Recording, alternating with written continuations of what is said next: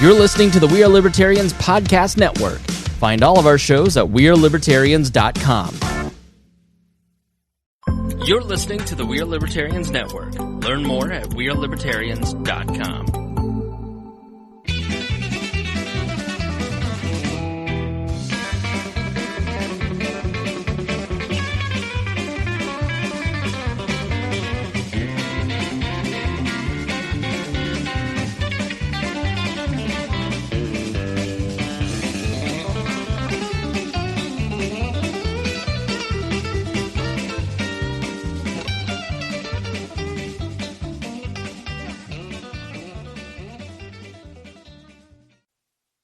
Welcome to the Ball Talk of Liberty podcast on the We Are Libertarians Network. I'm your host, Jeremiah Morrell, and as always, I'm joined by our co-host, Dakota Davis. Hey, how's it going, Jeremiah? Man, this is a special episode today. Very special episode. I don't even think we're going to name this one. It's just going to be our primary results show. Yeah, primary election coverage. We already got 20 people watching in the live stream, so you know it's going to be a good time. There's 20 in the live stream. We are preparing ourselves to go very long. I said this may take 90 minutes. It may take 4 hours, and we're going to suffer through it together. We have no idea. This is we're going to see what happens. As you all are familiar with in our introductions, our show is about our lives in rural Indiana. It's a show about folks who are involved in politics, and we promise that our episodes are going to be a fun and an easy listen.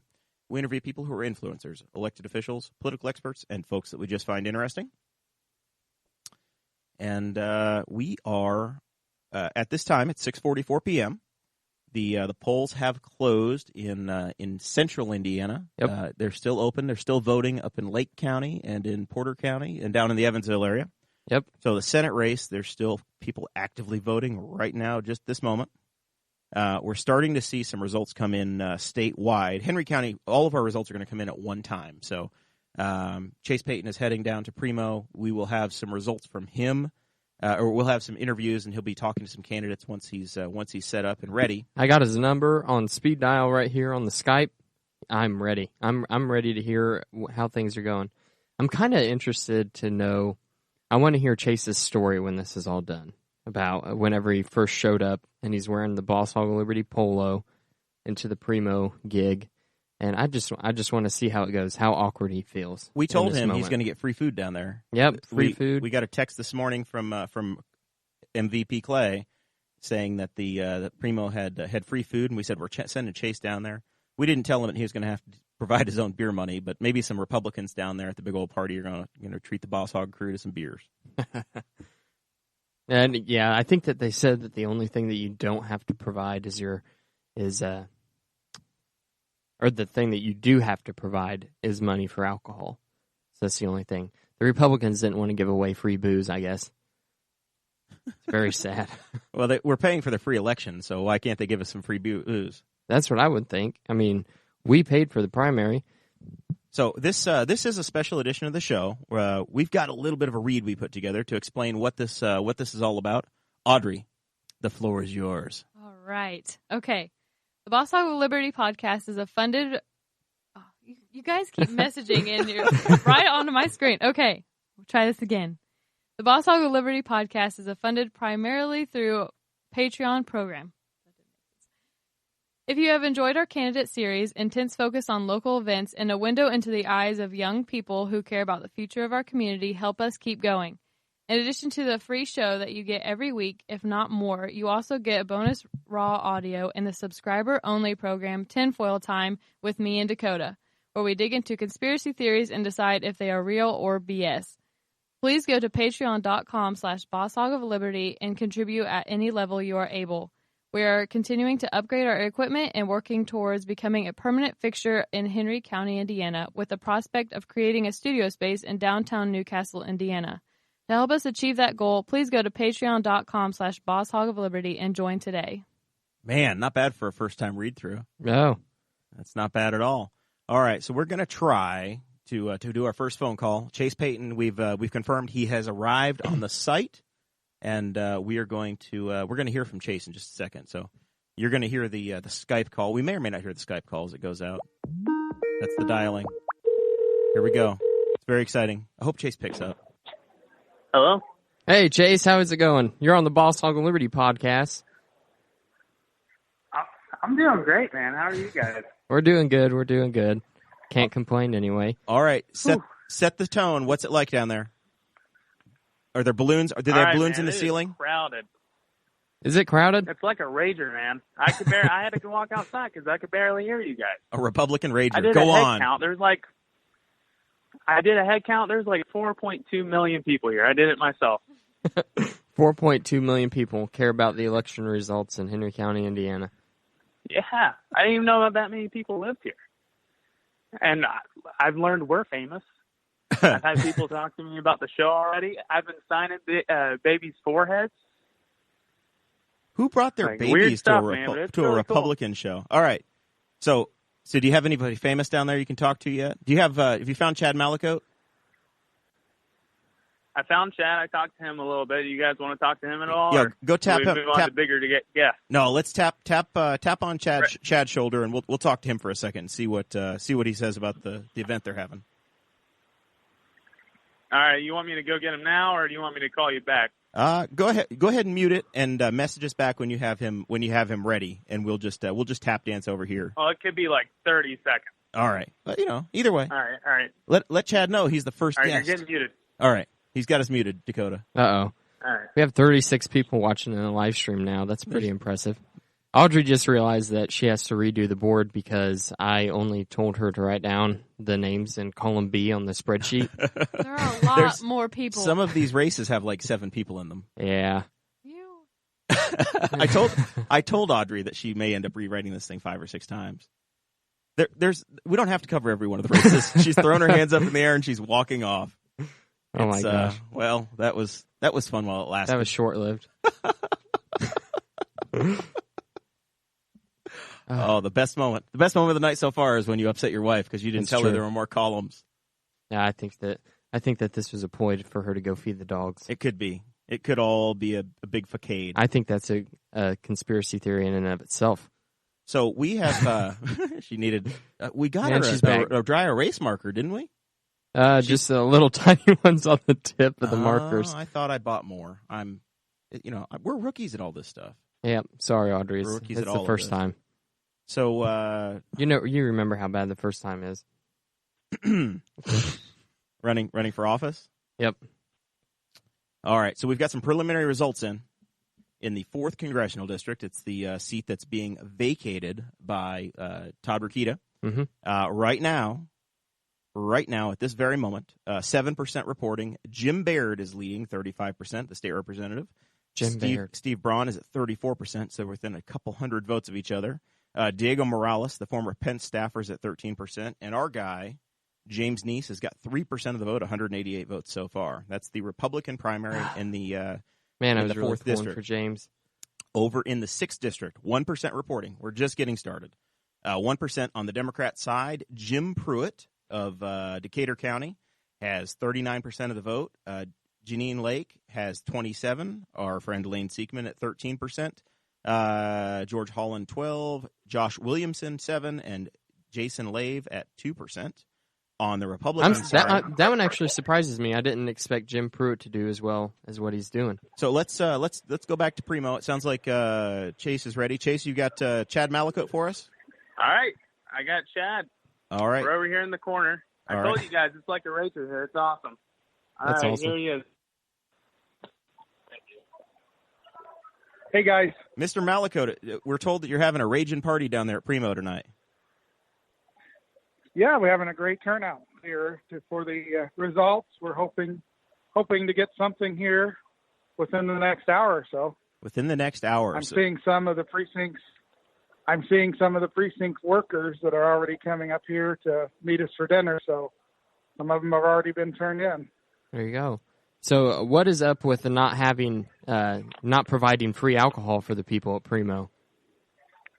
Seems like you kind of went cheap there, Chad. We didn't go cheap. You should see the buffet lunch. I saw Chase walk away with this huge plate of food. There's a whole buffet dinner over here, all kinds of pasta and chicken and breads and salads and even desserts. Sounds like I should have been the one that was the on-site reporter, is what I'm starting to think here. I think you drew the short straw this time. Yeah. So have all of the candidates made it in down there, Chad? What candidates are in the building? Let's see. We got Kim Cronk, We got both the judges. We've got Bill Upchurch, Jody Brown is here, Sheriff's here, Betsy Mills is here. I've seen Kenon Gray. Of course, myself. I guess I'm count, right? That's right. Yeah. Always Nate have to LaMar just walked in the door. Nate LaMar just walked in the door. Adam Bowman is here. I think that's all I'm seeing as of right now. I don't see Susan or Peg. Now, I believe that Peg said that she wasn't going to be able to make it down there. The Boss Hog of Liberty decision desk is reporting. Someone just told me The Boss Hog Liberty reporting desk right now is declaring that Chad Malicoat has won Henry County District 2 with 100% of the vote. Chad, congratulations. Thank you very much. Yeah, I voted for myself, so I was pretty sure I was going to win. And we can also report that Robin Reno Fleming has won her side as well. We got 2 results in already at 100%. District 2 is setting up to be Chad Malicoat and Robin Reno Fleming. What do you think about the fall? You think you got a pretty good shot here, sir? Absolutely. I think a lot of people are paying a lot more attention for a lot of reasons, and the show included, to local politics. And, people are ready for a change, and people who are more forward-thinking and looking into the future, not just trying to maintain what we've got in the present. And that's definitely what I'm working towards. And we've got to quit kicking the can and turning everything into an emergent situation, which is all too often what happens right now with the council. Awesome, Chad. Good luck with your campaign, and we'll be checking back in with you guys down there a little bit later in the evening. All right. Thanks, guys. Appreciate it. Have some fun.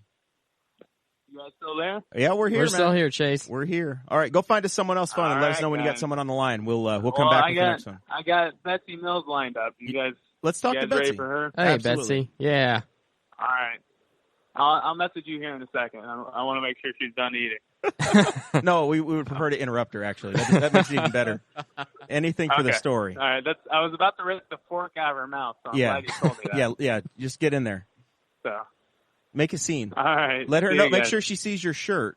That you're wearing the special Boss Hog Liberty polo shirt. Yeah, that's right. Which, by the way, she was excited when she saw me. She hopped right up, shook my hand. We talked about the show a little bit. Oh, she's ready. All right. Well, let's talk to Betsy. All right. See you guys. I think he hung up on us. He hung up instead of muting the call. Let's talk to Betsy. Click. That's the end of that. Well, I hope everybody enjoyed the show. Right as Katie Larson, Chase's girlfriend, was like, this reporter, like this reporter is fire, man. Yeah, and then he messed up. It's okay. I'm trying to jump into the chat and tell people what the descriptions are. It would be a lot easier as a producer over here if Dakota was looking on his phone at our group text we had, so we didn't have to say everything out loud. See, this is the issue. I have one message. There's so much going on. There's so much happening. Until Audrey reads that Patreon thing again about how many people it takes to actually make this show happen.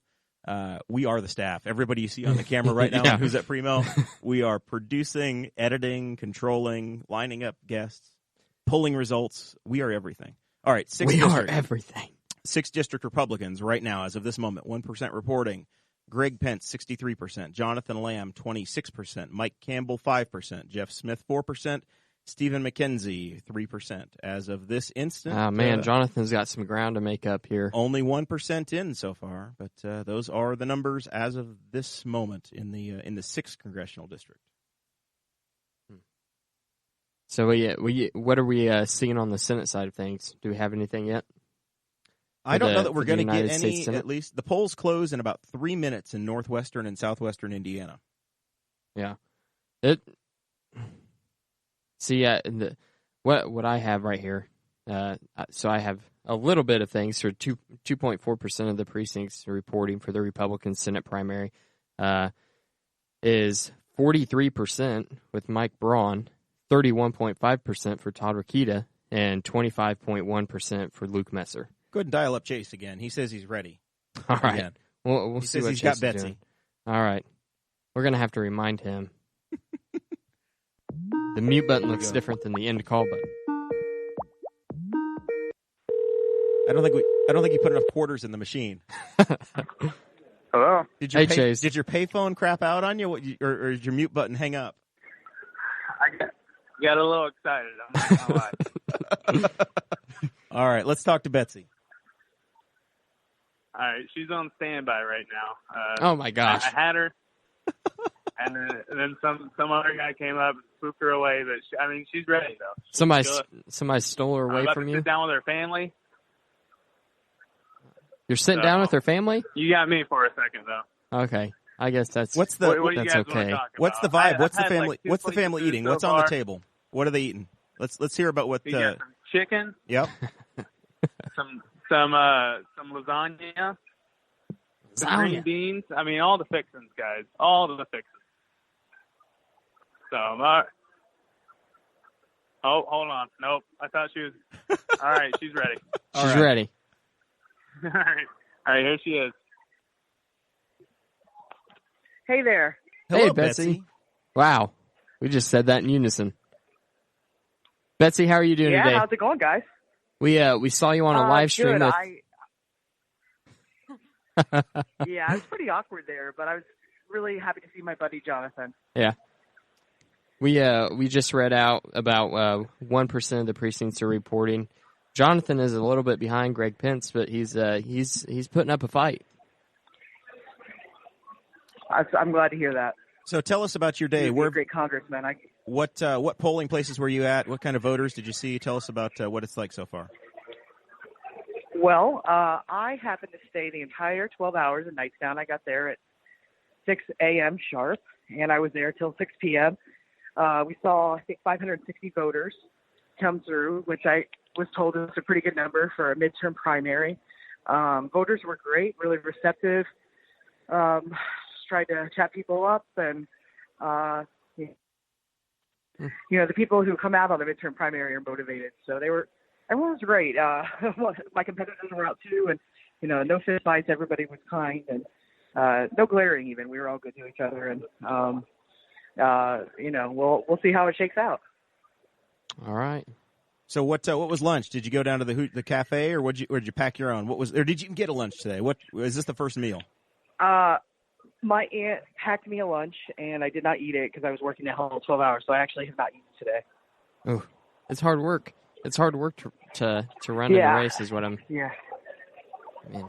So I'm pretty sunburned too. Did you do any exit polling today? Did everybody come out and say they told you they voted for you? Because every time I've run, they always say, "Oh yeah, I voted for you." I'm like, "Oh my God, I got every vote at this precinct today." That's a good question. I didn't even think to ask. There were more than a few people who came up to me and shook my shoulder and nodded or winked at me, and I'm going to assume that was a signal. I hope it was a signal. I thought we did pretty well down in Knightstown. I'm really proud. I've spent a lot of time down there, and that's not where I'm from. I'm from the Middletown area, Sulphur Springs area. I live north of there, and I went to school at Shenandoah. So I would like to think I'm going to be pretty competitive in Knightstown. I hope. We'll see. Maybe I'm totally off, but people were good, and I think people were really receptive at our other sites too. I had booths at Middletown and Mount Summit and Caddis as well. So we had all 12 hours at those four places manned, mostly family and friends. So I'm really proud of that. What would you say the number one issue was when you talked to voters through this cycle? What was the number one issue that they talked to you about? Oh, gosh. Clearly wind energy. A lot of people came in and asked, where are you on wind? And probably second was roads. Wind and roads. Well, very good. Well, congratulations for running. We're all going to find out together here in a little while, but we're excited that you ran and looking forward to seeing some results here in a little while. Enjoy the party down there. Hey, thank you very much.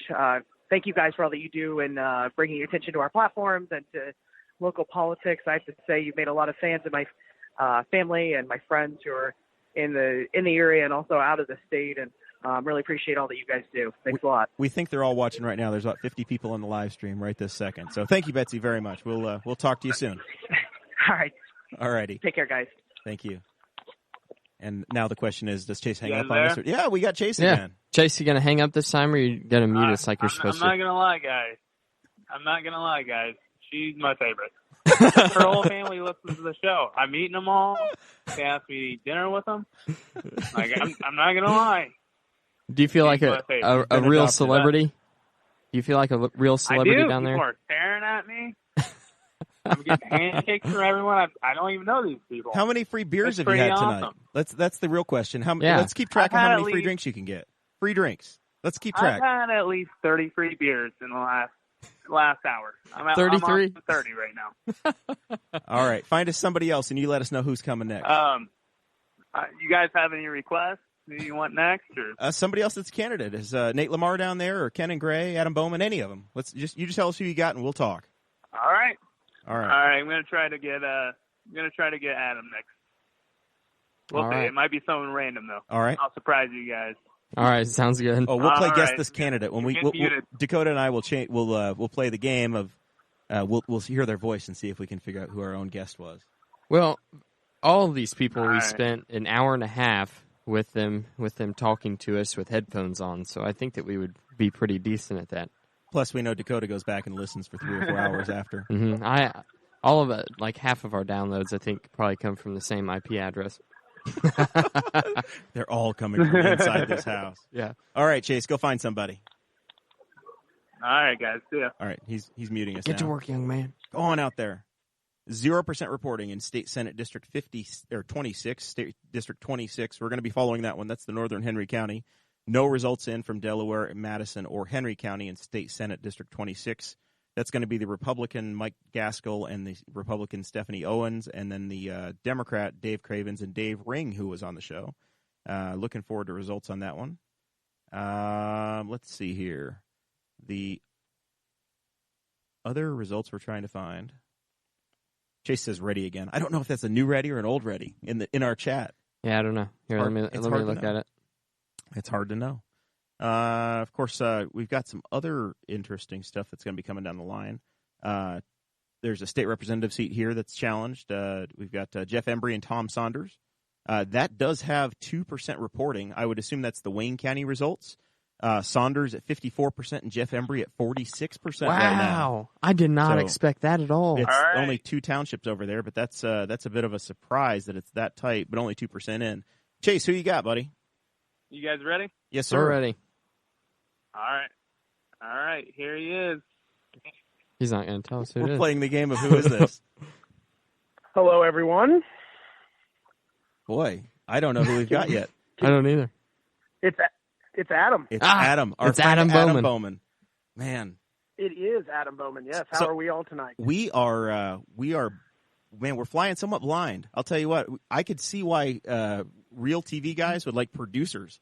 Yeah. But we're doing the best we can with it. Tell us about your day, Adam. Where did you just go to work today and say it's whatever the hell happens, or did you go to the polls? What was your approach? You know what? I voted early this morning, and I went to work, and I worked very hard today, unfortunately. And I got off work and checked on some stuff, and then came here to good old Primo. There you go. All right. So you got at least one in the bucket because you voted for yourself, right? Like any good candidate should. I did, and technically my wife said she voted for me, and I will believe her. As long as there's at least two, as long as there's at least 2 votes for you from your town, from your precinct, you can probably believe her. I'm in Numbers won't lie. I'm not in your district, Adam, so I'm sorry to say you didn't get my vote. That's okay. You're just right on the other side. You're right on the other side of the line. That's You Yeah. see my district. Maybe you could admire it later, but you're technically not in it. I'll go- He's like Sarah Palin. He can see your district from his front porch. I'll go bully my neighbor across Roosevelt Street, and I'll bully them for you if they didn't vote for you. So, There you go. Thank you very much. Thank you. Adam, as you were talking to people, what were the biggest things that folks wanted to know about you in the race as you did your person to person campaigning on the ground? The best thing, the most popular question, if you would say it was a question, was, what are you going to do potentially different, or what are you going to do for me?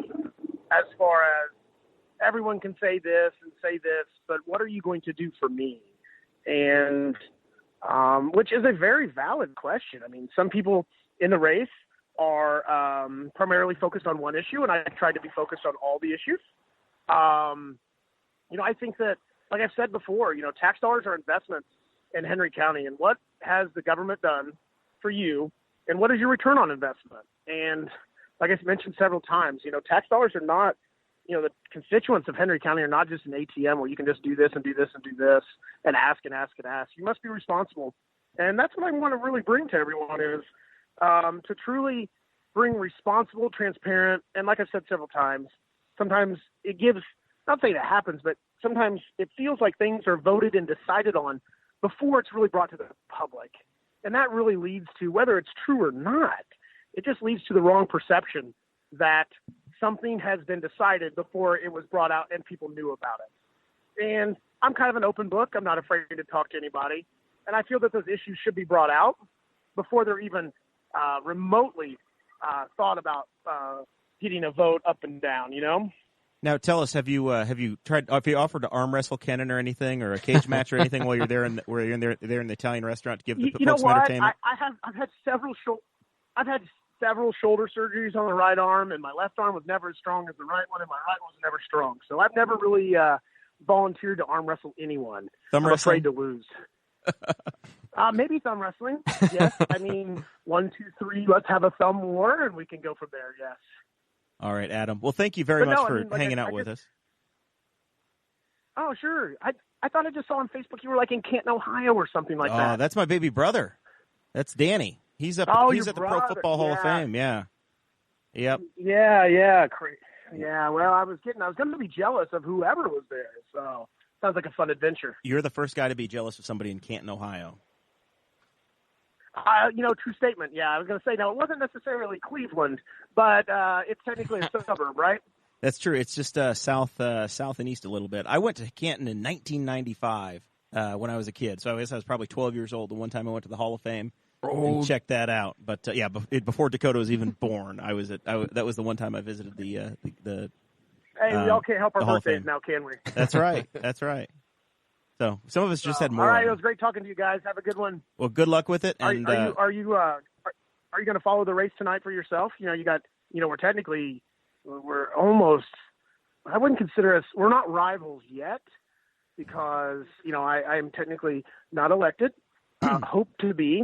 But if we are rivals, I still think we'll be friendly rivals. Well, I've got an army of kids and toilet paper, so it's just a question of whose yard's getting TP'd tonight, whether it's yours or Mr. Gray's. It's all in the hands of the voters. I don't have very many mature trees, so my yard would probably be not that spectacular with the kids. Probably. But I guess it would be if they haven't TP'd before, it'd be like a good starter yard. It's like a training ground. Yeah, training ground. Like, TP me here, We only need one roll. We don't need the whole case. Yeah, that's right. All right. Well, good luck. Enjoy some Italian food. Yeah, you can save your money, yes.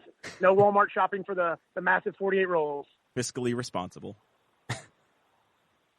Yeah, fiscally responsible. There you go. All right, guys. We'll see you. Have a good one. All right. Good luck. See you, Adam.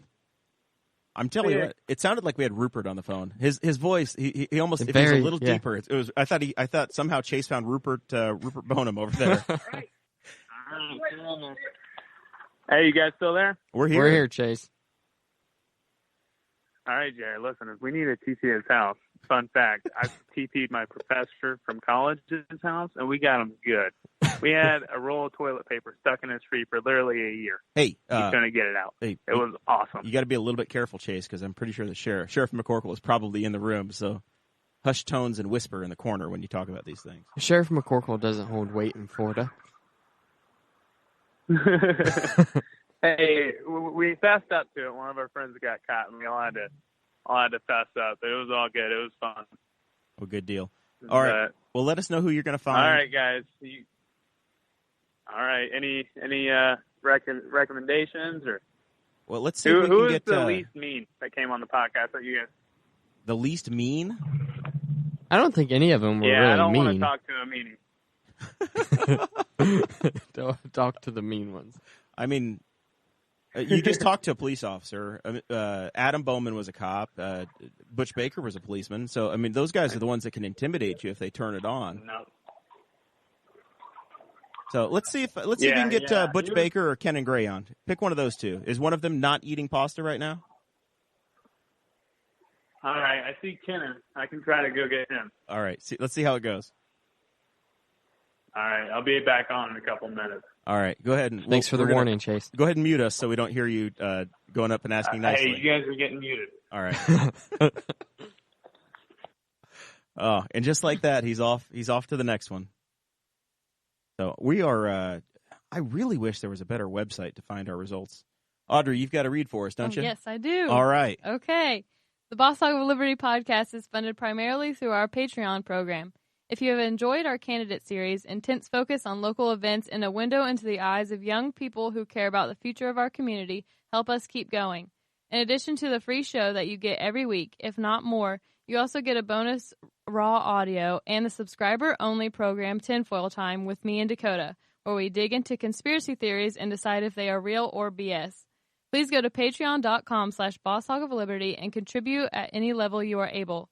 We are continuing to upgrade our equipment and working towards becoming a permanent fixture in Henry County, Indiana, with the prospect of creating a studio space in downtown Newcastle, Indiana.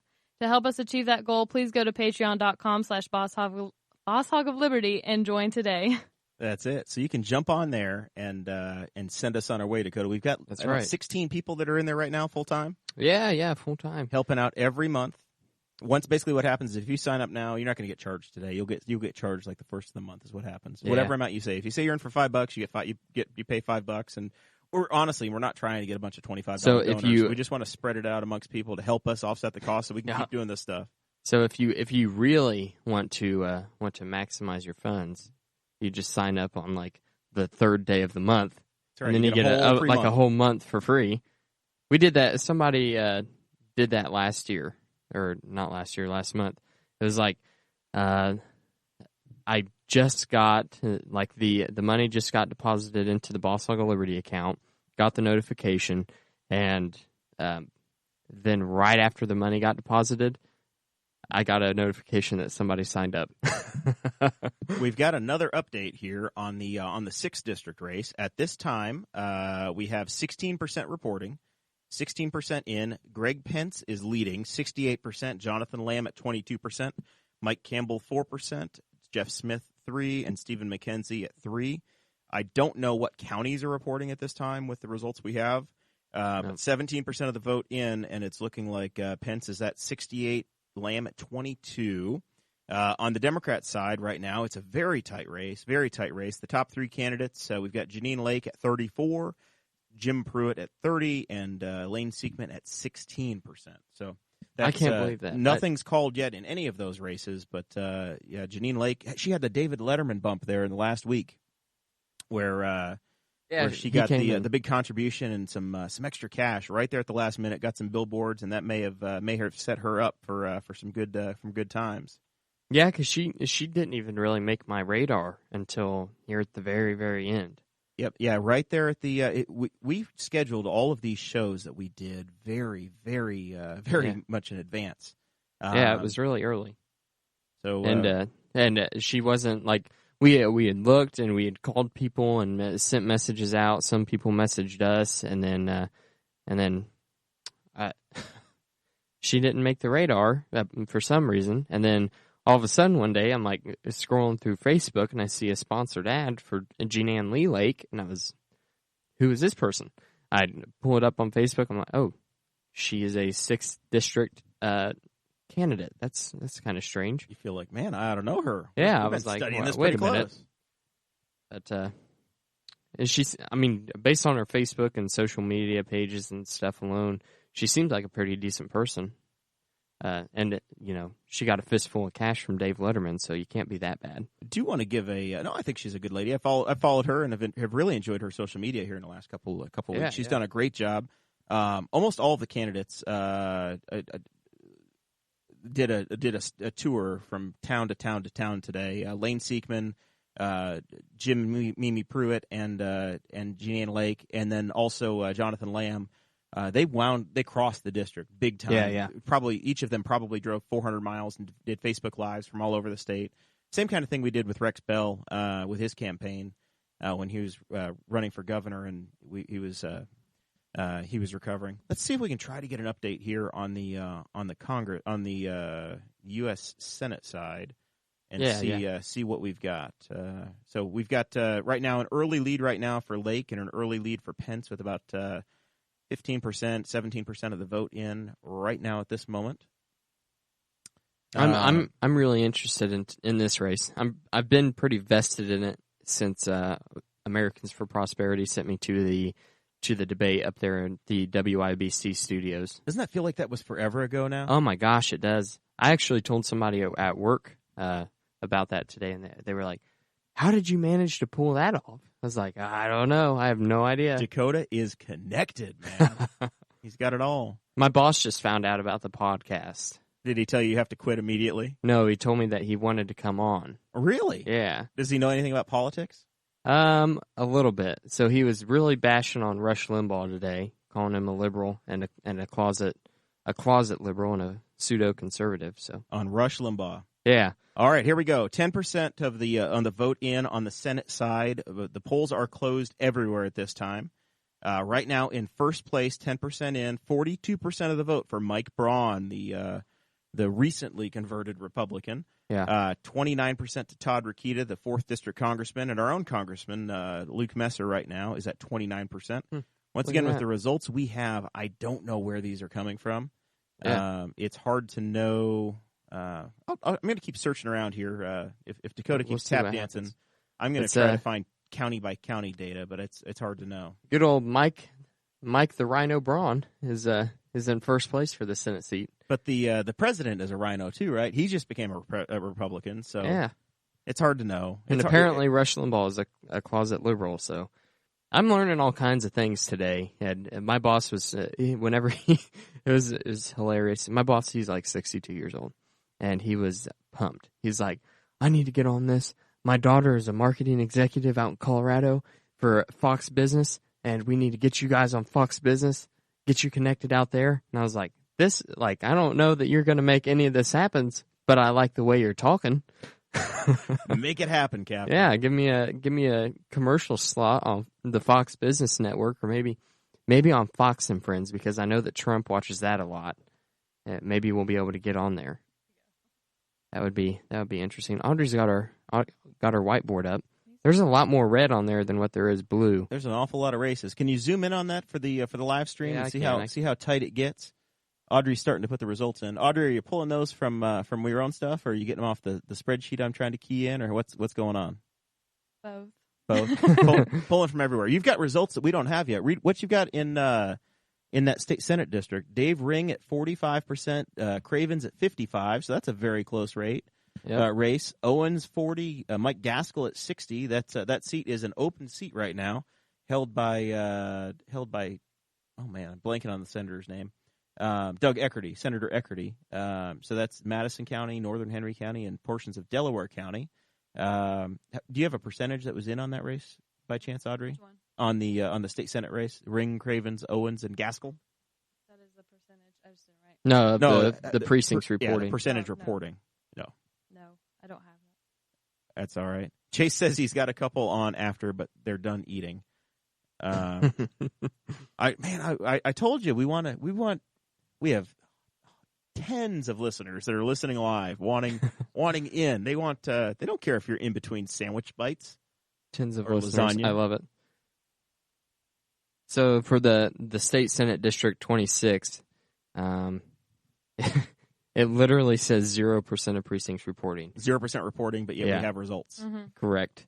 But the results are very slim. So like even the Republican side, we just 60% is going to Mike Gaskell, and that's still only 114 votes. So it's literally very, very early. Yeah, it's very early. So the surprise of the night so far, and I'm not sure, we're all very skeptical so far, but the state rep District 54, that one. Yeah, that one is blowing my mind. Coming out of Wayne County, we'll have to see, but Jeff Embry is very close in that race right now.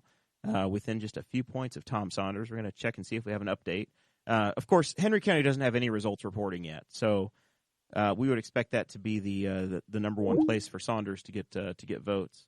Chase has hung up on us. Chase now. just hung up. That was the end of Chase. I imagine it was in his pocket, and yes. He accidentally hit the button. So right now, District 54, Tom Saunders 54%, Jeff Embry 46%. And once again, we think that is probably just the results out of Wayne County. Out of Wayne County. I don't know. That one is so shocking to me. I mean, it seems like year after year, whenever the Republicans, whenever we run a Libertarian candidate out there, they always do very, very, very well.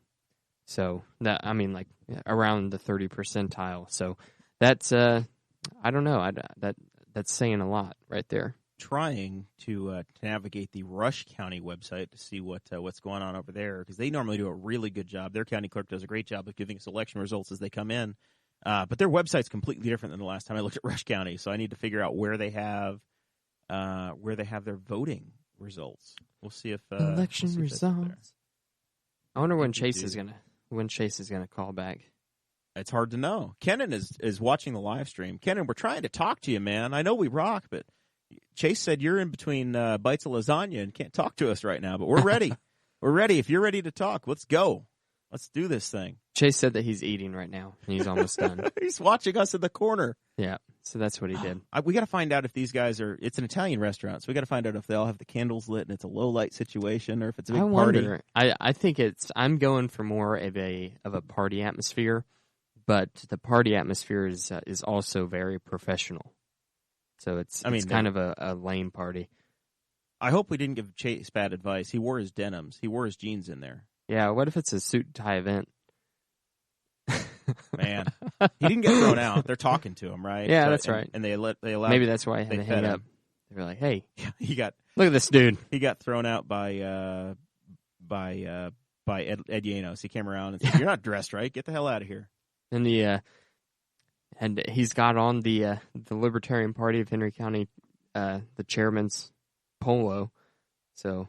That's right. Well, he did promise. He borrowed the shirt. We only have so many shirts. Finite resources around here. Very. Maybe if we get some more Patreon supporters, we can buy Chase's own shirt. Chase says he's ready right now. So let's ring up Chase and see who he's got. All right. Let's see what happens.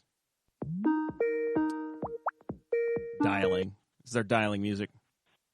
Your call has been forwarded to an automatic voice message system. Should we leave him a voicemail? 668. Oh, we're gonna give his number out. Nobody called Chase. No one called Chase. I think I ended it in time. Oh my goodness. Well, the Rush County website is definitely different than it used to be. I cannot find their election results. Oh. Hey, he's calling us. There we go. I love barbecue. What a novel idea. So apparently Chase loves barbecue. We just heard that. I do love barbecue. I got a little excited and I hung up again, but I have a special guest here. I got Kenon Gray lined up. You guys ready to speak to him? Let's hear him. Let's hear Kenon. All right, here he is. Yeah, you're welcome. Hey, guys. How we doing, Kenon? sir? Hey, doing well. Sitting here in the waiting area trying to get out of the hustle, bustle, and the loud noise between bites of lasagna, as you said. So, Kenon, have you been running all over your part of the county today and talking to people and trying to get their votes? Yes. We've had some good students out this morning, especially in the four areas around 5, isn't it? 4? I lost count. It's been a long time since 5 o'clock this morning. Had some good students working for us, mostly Newcastle. We had 3 Shenandoah working for us. I've been around to the, I guess it's 5 in Henry Township. And also made it out to New Lisbon where we go to church. Went out to Caddis and Mount Summit. So made what? Half of them, over half of them actually in the county. So what can you tell us about didn't have to go to all 12 of them. What can you tell us about the turnout and the age of people you were running across? Were they mostly young people, older folks? What was it across the board? What kind of turnout did we have today? I think we had across the board. I've seen some of our seniors in high school come out the first time they voted as 18-year-olds. I've seen people I would call seniors, and a little bit of everything in between. I wouldn't say age group wise it was predominantly one or the other. So overall, turnout I hadn't heard. So overall, are you feeling good about everything today? You feeling good about your chances? I think it did as well as we could do. I mean, went out and shook the bushes and put signs out and got on your show and all the important things to get the word out. So I can't think of anything being a newbie at this that would have done differently. But family was out today. My wife took off school to help me out to go around from polling place to polling place. But yeah, I feel good in that did as much as we could do. Got a good gathering here. The GOP at Primos, and I think with the electronic voting, we'll find out pretty quickly what the results are, so we don't have to linger into midnight and the wee hours like it used to be. Well, we're all gonna find out at one time. It's gonna be an interesting deal. Well, congratulations on running, Kenon. We're gonna find out. We're gonna find out shortly, but it sounds like a good night and good party down there. Yeah, it is. And I appreciate everything you guys do to get politics on mainstream and on the internet in the modern era here in Henry County. I think it can be considered nothing but a plus. All right, we appreciate that. You guys take care. All right, you too, Kenon. We'll continue to watch results as they come in here. So okay. we Take have care. news out of the 6th District on the GOP side. WTHR has put the check marks next to Greg Pence in his run.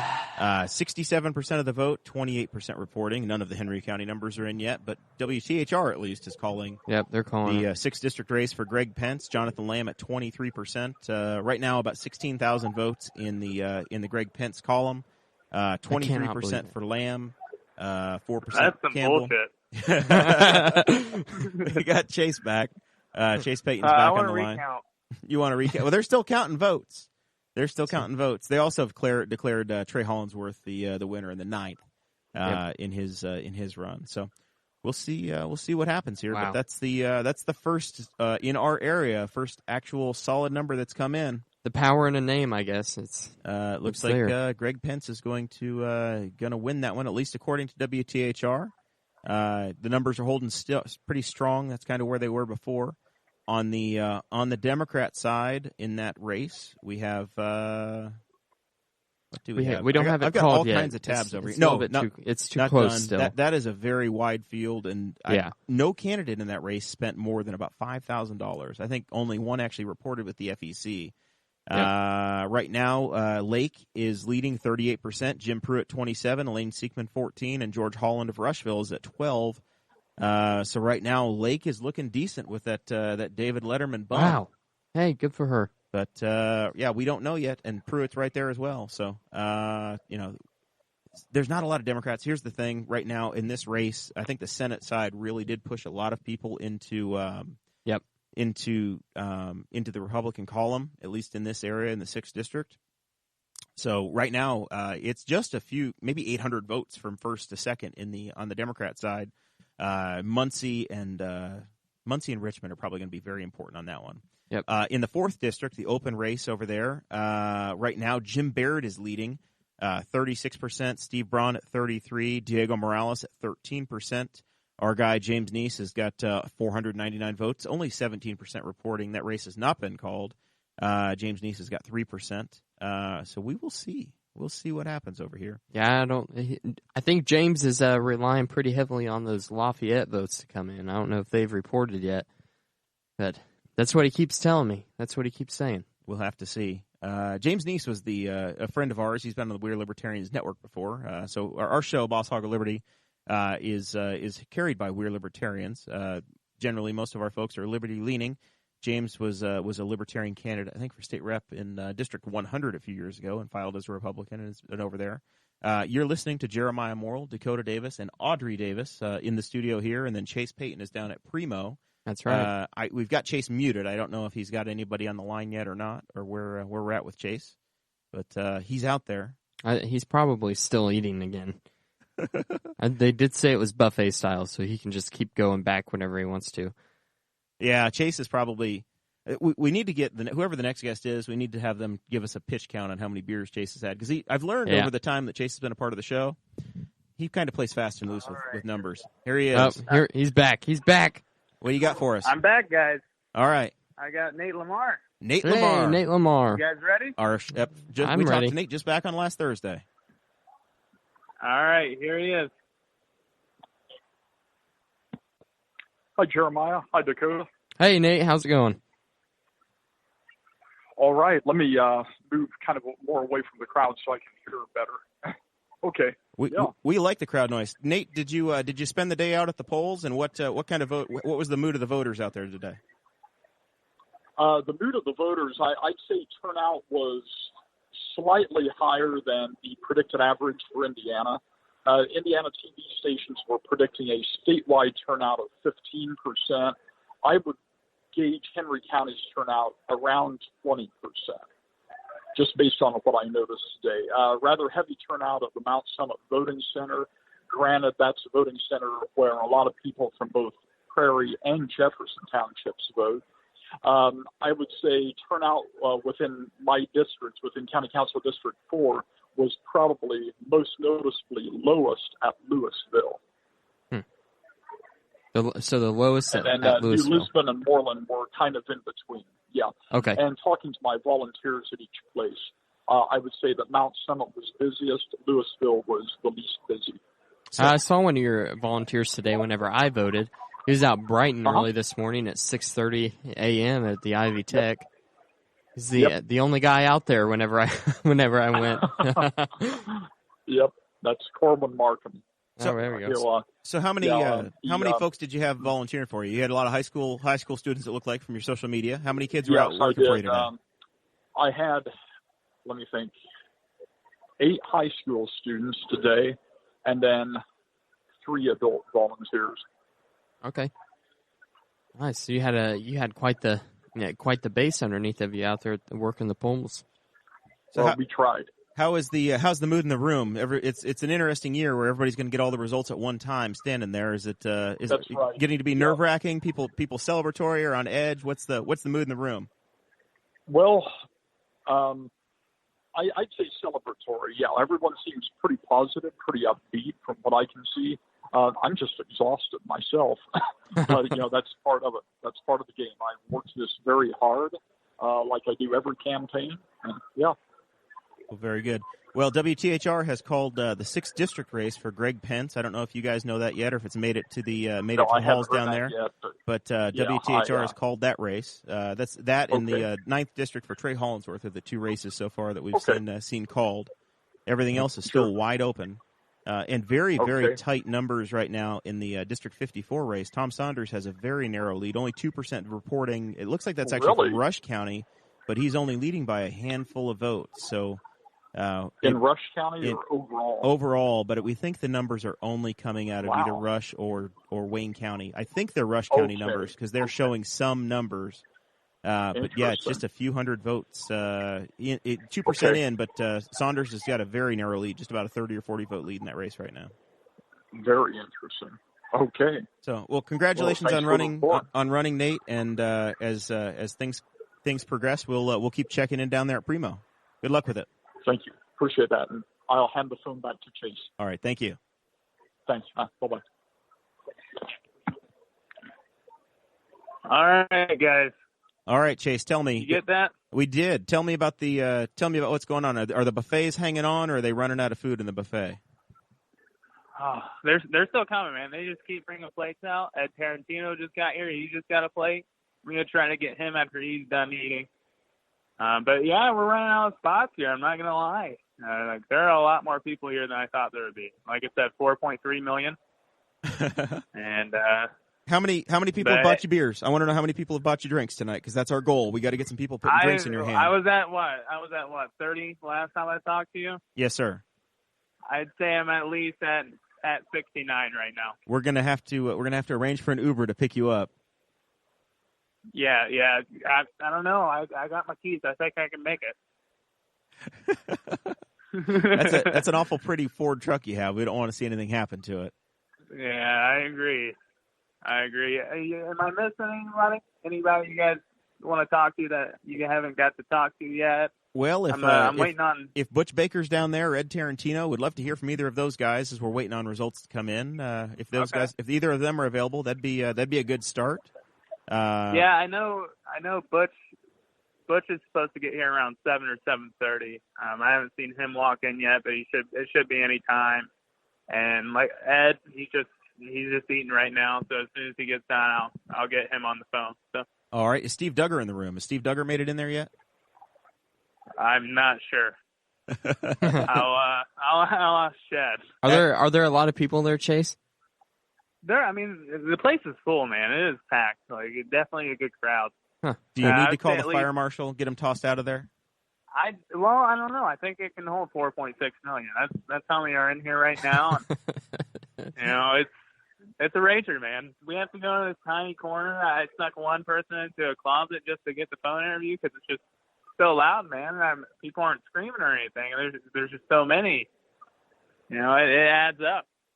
So Very good. Aaron Dicken just asked in the live stream if we're going to talk to any Democrat race winners.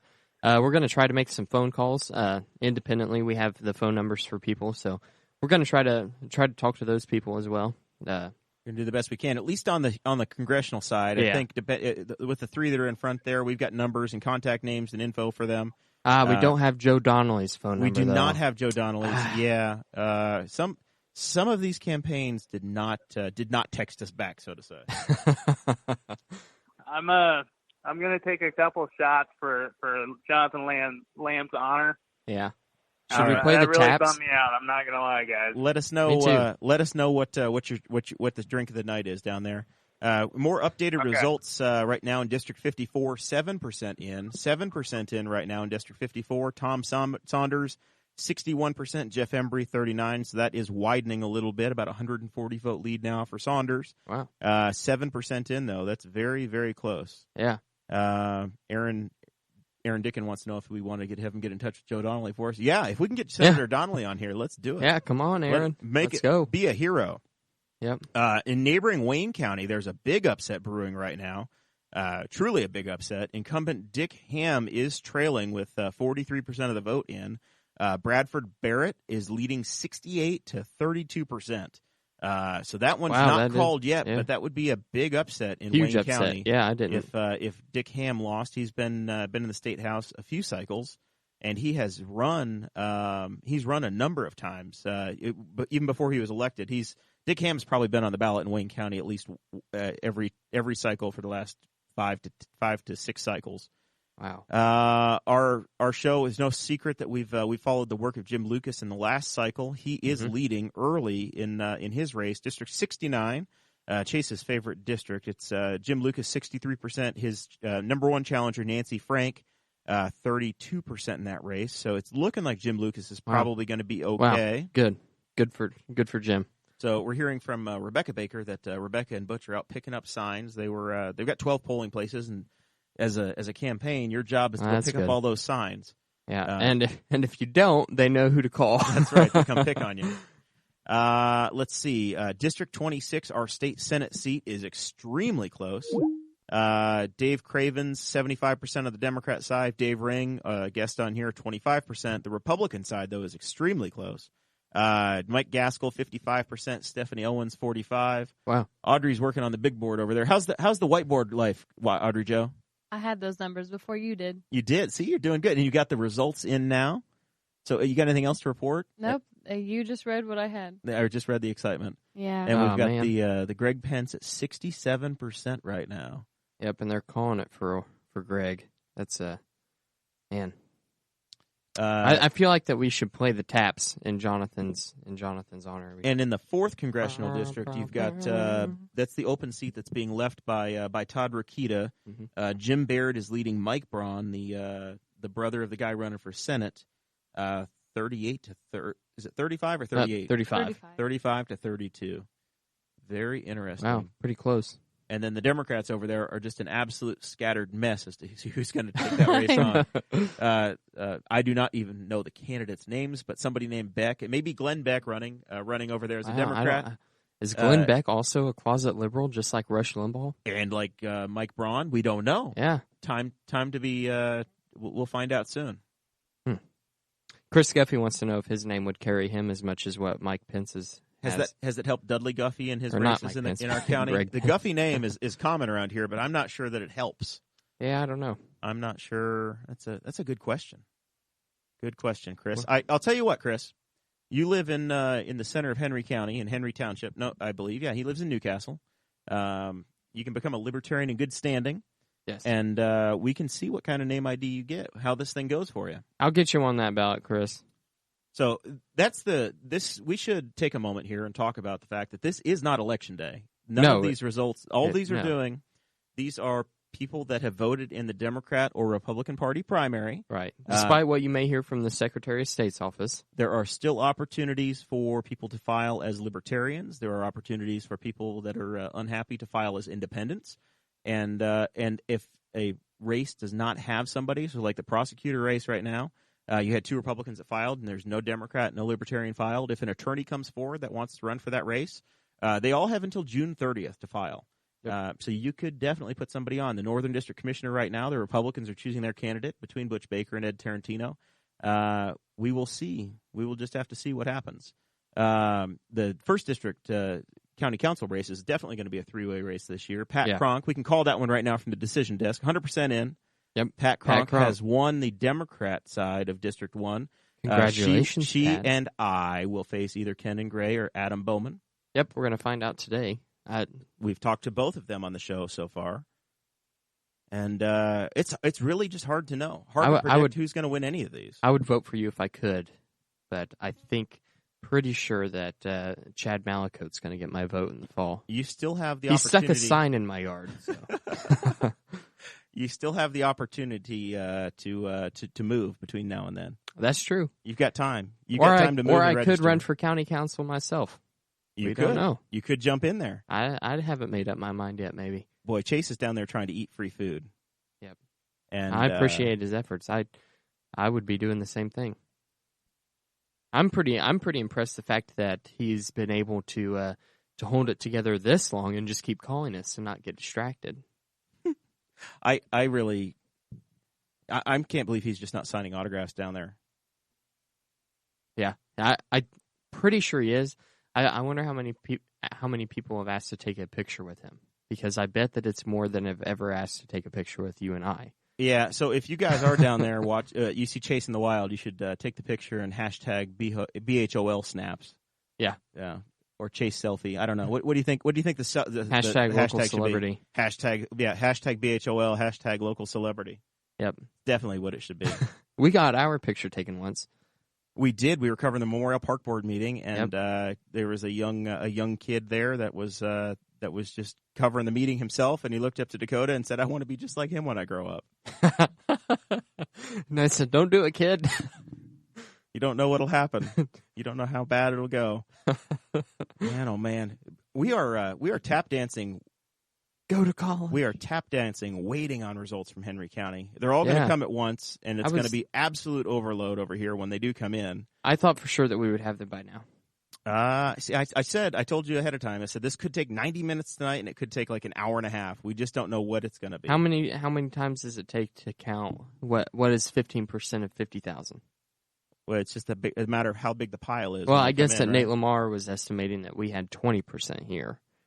So 18% of the vote is still in the Senate race, and at this point, so many votes are in that we're not seeing much of a change. Mike Braun, 42%. Mike the Rhino Braun. Todd Rokita, 30%, and Luke Messer, our congressman, is at 29%.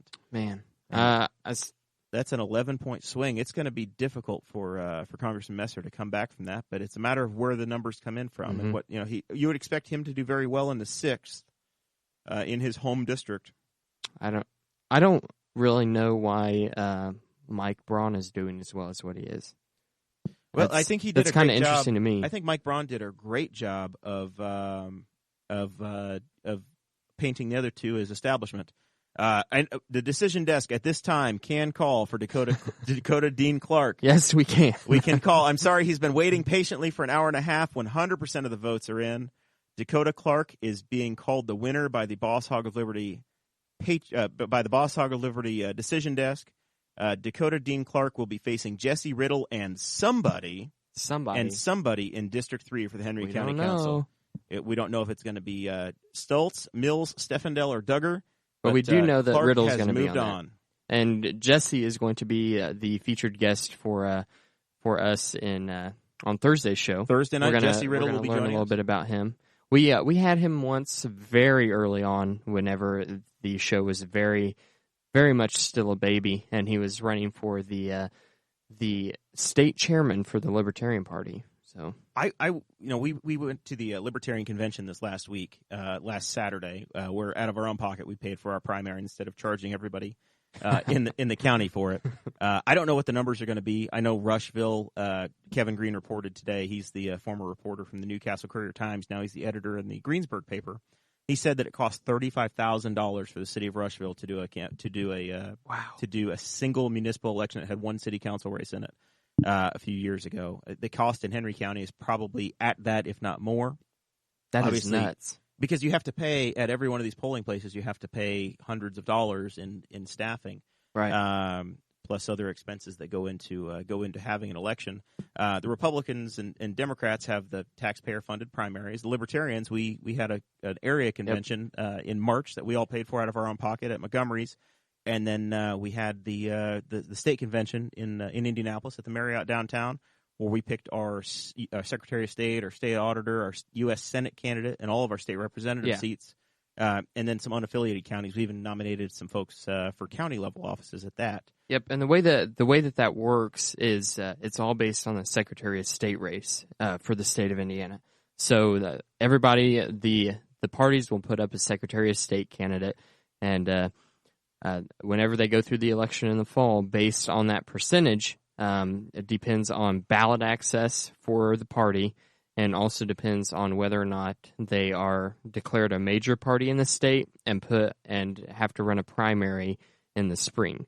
So this year we have Mark Rutherford, who was on the show a few weeks ago, actually a few months ago now, and he's running as a Libertarian, and that is the race that our ballot access and whether we get into the primaries and get access to voter data depends on. So. Very interesting the way that works. So here in a second, I think we're going to have Chase Peyton on, but Audrey's ready again with her. This is like PBS at this time. We have to read. Dakota and I take a break, and Audrey's got the how we pay for this junk read. Yep. Okay. The Boss Hog of Liberty podcast is funded primarily through the Patreon program. If you have enjoyed our candidate series, intense focus on local events and a window into the eyes of young people who care about future of our community, help us keep going. In addition to the free show that you get every week, if not more, you also get bonus raw audio in the subscriber-only program Tinfoil Time with me and Dakota, where we dig into conspiracy theories and decide if they are real or BS. Please go to the patreon.com/BossHogOfLiberty and contribute at any level you are able.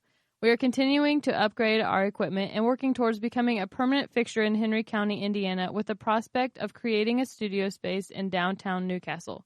To help us achieve that goal, please go to patreon.com/BossHogOfLiberty and join today.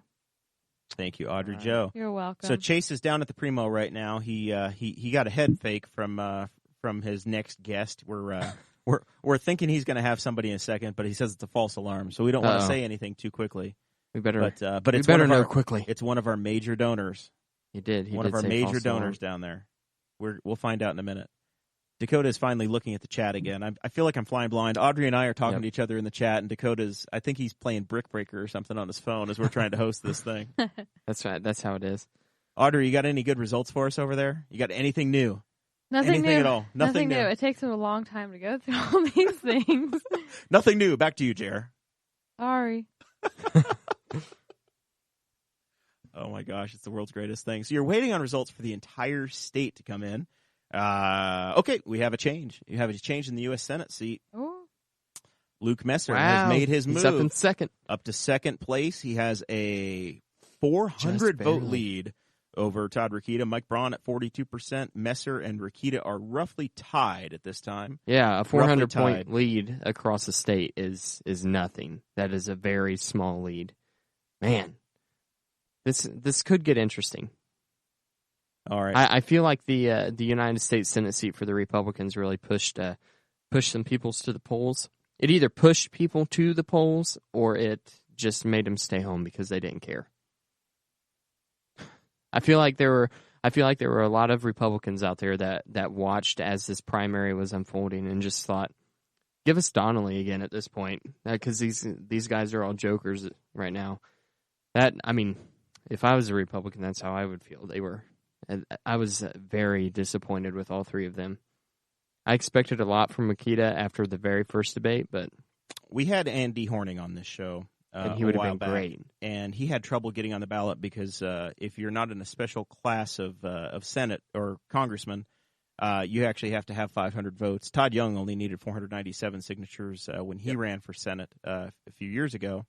But Andy Horning came up short and wasn't able to get on the ballot. It's a frustrating thing for these guys. You have getting 500 signatures in each of the congressional districts and getting them signed off on and getting them authorized. You have to have somebody sign.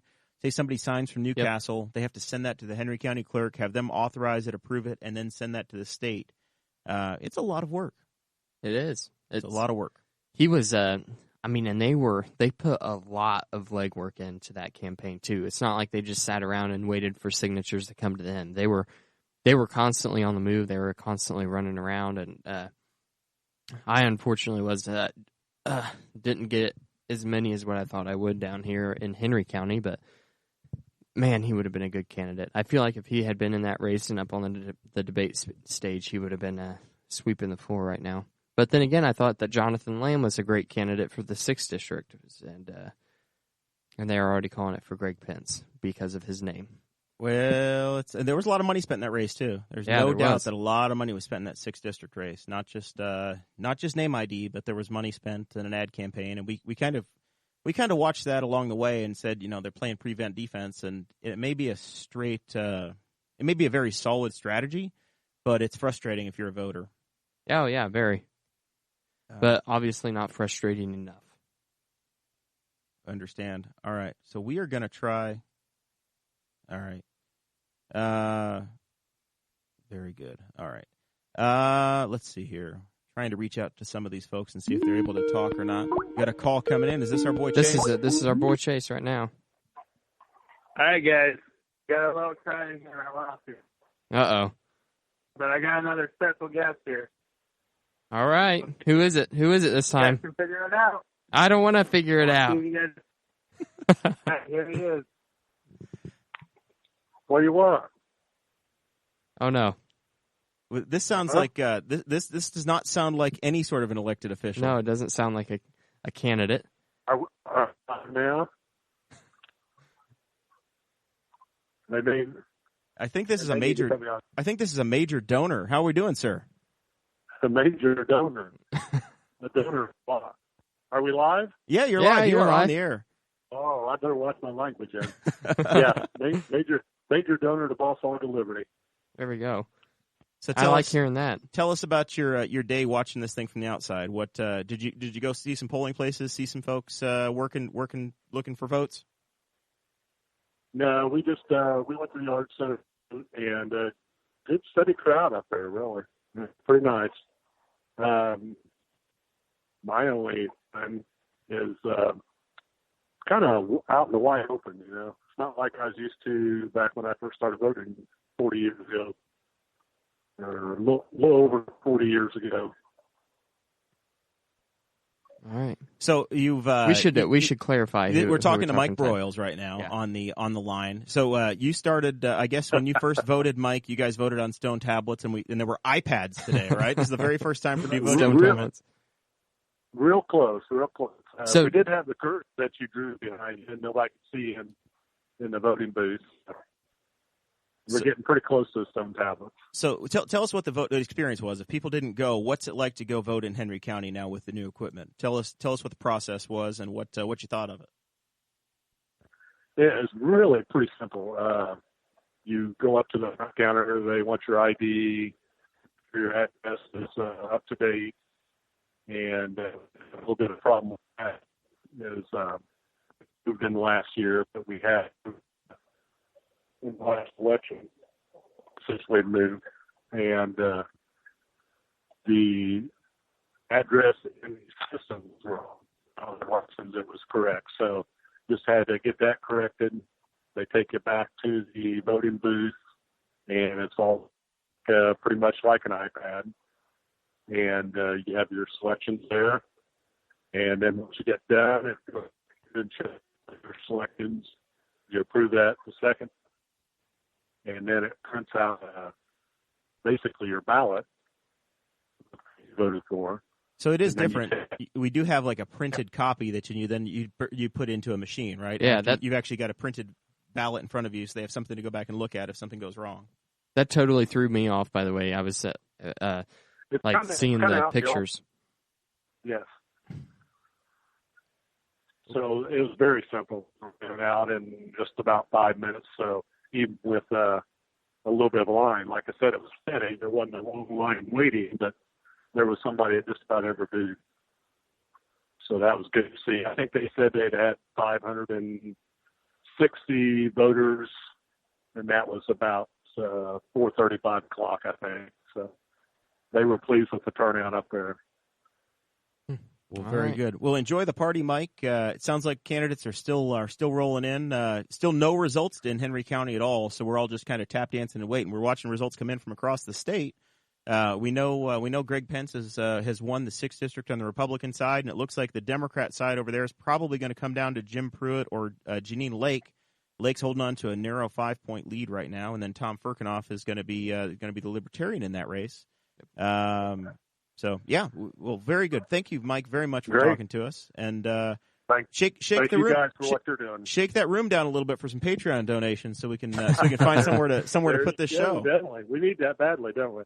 Yeah, that's right. We need a downtown studio where we can walk folks down instead of calling them from across. I like town. how Mike said we need that badly. He's invested, man. He's a part of the team. Hey, there you go. That's there you go. Never know. That's right. Well, thank you very much. Thank you, Mike. guys. Good luck. Bye.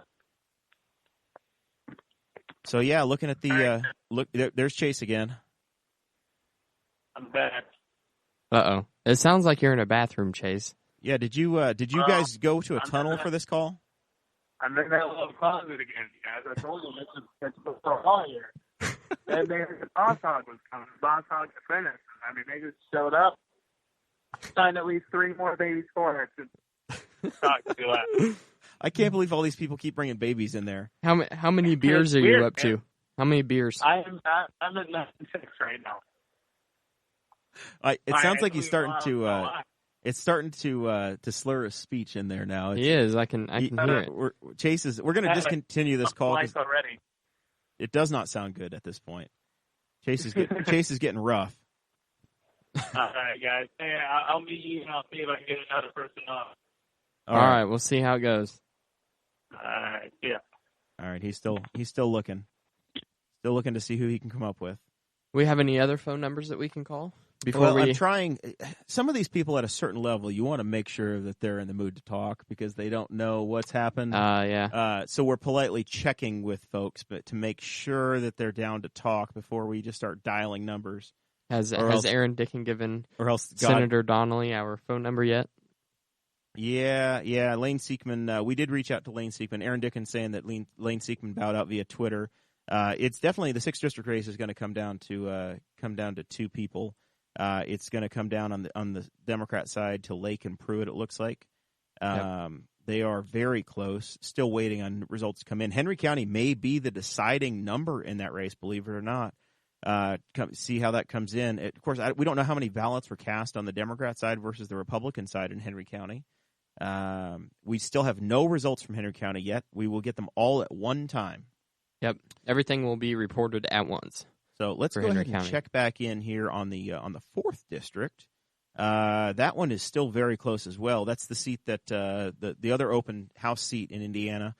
Jim Baird, the state representative, is leading Mike Braun's brother Steve just by a few votes, 36% to 33%. I'm going to try to refresh that because James Neese is saying he's up over 1,000 votes now himself, but it's still showing 700 on my screen. Oh, well, we better refresh it. Update. Oh yeah, we definitely have some new results in there. Here we go. Baird 35, Braun 33 in that race. That's getting very close. That one may keep us here till late into the night, Audrey Jo. Just what you want. Just what you want, Audrey Jo. Let's see. The Democrat side still, Lake is pulling out just a touch. She's now holding on to a 6-point lead, 36 to 30. Chase has hung up on us again. Chase hung up. I hope he doesn't have minutes. I hope he's got unlimited data at this point. Unlimited minutes, unlimited data. Or I think he ruined does. His night. He's got like the truly unlimited on his grandparents' plan, and he's like, I am never leaving that. Never going down. You can't blame him. You can't blame the man. Man, oh man. So let's see if we got any new results in. We're going to try to check in on the state house races again here and see on the state senate side. Got an open state senate seat for Northern Henry County. Gene Lysing's seat is not up, but the District 35, State Senate District 35 is it 35? State District 35. 25. 26, that's it. Only 8% in. Yeah, so we've very, very slow getting results out of Delaware County and Henry County. Huh. Only 8% in. No changes since the last time we looked at it. Craven 72, Ring 28 on the Democrat side, and Gaskell and Owens is really too close to call, 55-45 at this point. Wow. Very, very close right now. Let's see. What else we got going on here? Lots and lots of shares and interaction. I am impressed with the number of people that have held on to us watching too. live this here. This is pretty impressive. Yeah. We've had... I'm glad you thought of this for us, Audrey. Over 60 people. Yeah. Audrey, this was a great idea. Having Audrey on the show has definitely given us some eye candy compared to just looking at the two of us for the entire show, right? Definitely an improvement over us Yahoos over here. Oh, here we go. We have some new information coming out of District 54 for the state representative race. What do you got? We have Tom Saunders is leading right now with 71%, and Mr. Embry is down there at 29%, and that's 15% reporting. 15% in. Well, it's hard to know. Once again, Rush County, their website has changed, so we don't have the Rush County results we used to have. Huh. Yeah, it's not as close as what it once was. Yeah, that was. So it ain't as close as it once was. Is it as close once as it ever was? I think so. I mean, that's pretty close to whenever Zach Lee ran against Tom in the fall. Yeah, Tom. Oh, here we go. Hey, we got some. Okay, Rush County results. Let's see what comes in here. Clicking on summary. We're going to try. Oh, it's going to open an Adobe something. Rush County results. Every result is in for Rush County right now. Nice. So this will give us a summary of a neighboring county here. Luke Messer, our congressman, in Rush County only, did win Rush County, 49%, Mike Braun, 32%, and Todd Rokita at 17% out of Rush County. Rush County, Greg Pence won Rush County, 59%. Jonathan Lamb had 31%. And then down there, Lake won with 35% of the vote. Second place in Rush County was Jim Pruett with 21%. So the same, very similar to what we see here. And then Tom Saunders, 78% and 21% out of Jeff Embry. Got another call coming in. This is Chase. Let's see what we got. Hello, is this Senator Donnelly? Yes, this is Mike Pence. No, wrong guy. All right, guys, we got another special guest here. All right. Who do we have this time? All right. We got Steve Duggar. Steve Duggar. Steve Duggar. It's been 3 days since we've talked to Steve. I know. All right, guys, here he is. All right. Am I speaking to the boss? Well, the whole team, the Boss Hog team is here. That's right. Mr. Duggar, how was the day out at the polls? Did you get off the tractor and go out, or did you just kind of hang out at home? What was your day like? I'll tell you, my day started at 4:45 this morning. Got up, got ready, headed to the poll down in Knightstown, and I spent the whole day down in Knightstown there, and I worked that poll down there all day, 12 hours. Now, we heard Betsy Mills had the same plan. Did you guys stare at each other a lot, or try to intimidate each other, or how was the dynamic between you and old Betsy? Not at all. Not at all. Very, very cordial with one another, and she was there all day. And other candidates came by, but no, we had good conversation all day. Just it's a good day. It's a good day. But it was a long day. I mean, 12 hours. I was on my feet all the time, and meeting and greeting people, just kissing mamas and slapping babies and all. That goes the other way around. I don't know how that goes. Remember, I'm not a politician, right? I'm just joking with you. No, it was a good day. Whether. Probably a big question is, well, do I think I'll win? Yeah, boy, I don't know about that. It's a tough call. I don't know. Any word down there when you guys are going to get results, or is it just going to be a late night sitting down there looking at each other? I don't think it'll be a late night at all. It depends I think that probably within an hour, maybe they'll have the results in here, would be my guess. It depends on what your definition of a late night is, I guess. Well, I call a late night. It's like last presidential election was a late night. But no, I'd say about an hour. They'll probably have results in. So, cool. Be my guess. You saw the new election voting machines. Were you impressed with what we got? It's our first year with them, and you guys bought those as a council earlier last year. What do you think of the new equipment? Well, I did vote on that, and it was neat to me that you could pull, no matter where you were at, that you could, you put in your precinct. So, and it comes up. So, for example, if somebody's in Newcastle working and they can't make it back to Knightstown to District 3 to vote for me, they can go right here in Newcastle. That's pretty neat. Yeah. How about the voters? Up the people in that district. How about the voters you saw down there today? Did you was it a lot of younger folks, first time voters, a lot of seniors? What kind of dynamic of folks did you see in Knightstown? I would say that there were more seniors that voted today. In comparison, there was more seniors. Now, of course, after work, from 3 to 6, there were some people that started coming in that you could obviously tell were people that had worked today. But I believe that there were more seniors that voted down there. Would be my guess. And did they? There was about 550 people voted at the poll I was at today. 550 at the Methodist Church in Knightstown. Okay. Yeah. Did they have any one thing on their mind? Were they talking about the Senate race or the Congress race, or they were talking about the commissioner and the council races? What did they seem to have on their minds? They didn't really. I would say, out of that majority of people, that there were people that had their, they had their minds made up before they got there. Now the people were very, very kind to listen. Like as I introduced myself, or Betsy introduced herself, very, very considerate and kind in that way. I kind of think that there were people, a lot of them, especially the senior people. Are you still there? Yes, sir. We're here.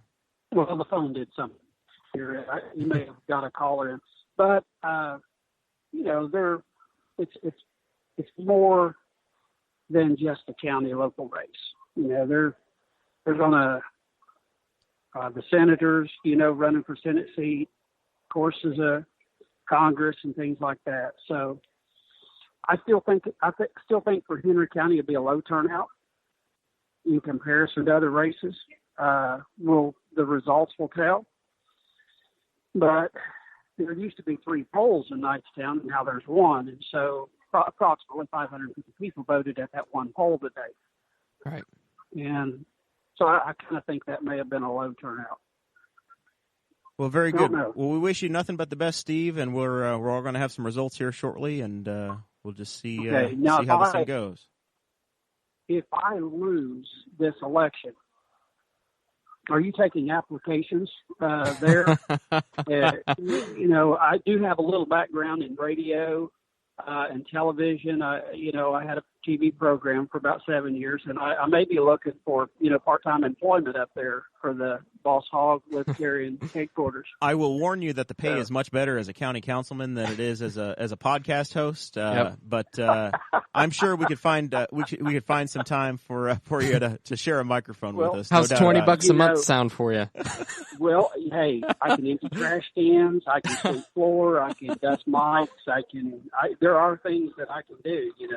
Well, keep me in mind. We will. If I lose this race, I may be looking for part-time employment somewhere. I can remodel. Remember I'm a builder, and you're thinking about expanding into a new studio and all, and you probably need a little skill there. Well, we need a staff fundraiser to help get us into that new studio, and then we certainly could use a handyman's advantages to help build out that studio. So there's all kinds of opportunities. Hey, you guys take care. Thanks for talking to me. Yes, sir. Thank you. All right. Thanks. All right, guys, I'm back. There right, you are, Chase. Chase. Oh, man, it's getting louder and louder here, guys. People are just piling in, waiting for the results. It's getting nuts. We're getting anxious over here in the Boss Hog of Liberty studios, north of I'm Q getting Avenue. nervous, man. I am getting nervous. You're not going to leave early, are you? Bathroom line is super, super long. I get the nervous too, guys. I'm not even going to lie. I'm going to put that out there right now. Chase, if the bathroom lines are getting long, you might want to go in there with some mints and some lotions and try to sell, get some tips there in the line. I might have to take a 15-minute break and go down to the speedway. It's right down the road. All right. Well, you let us know who you have coming next, and we'll hit you up. I actually have Ed Tarantino coming on here in the next couple minutes, so should be a time. He actually wanted to come on and while you guys were doing the last interview, so it should be in the next minute or two. All right. You let us know when you're ready. You can mute us and message us when you're ready. We have another. We have some more breaking news, Dakota, out of State Representative District 56. We do have a legitimate upset.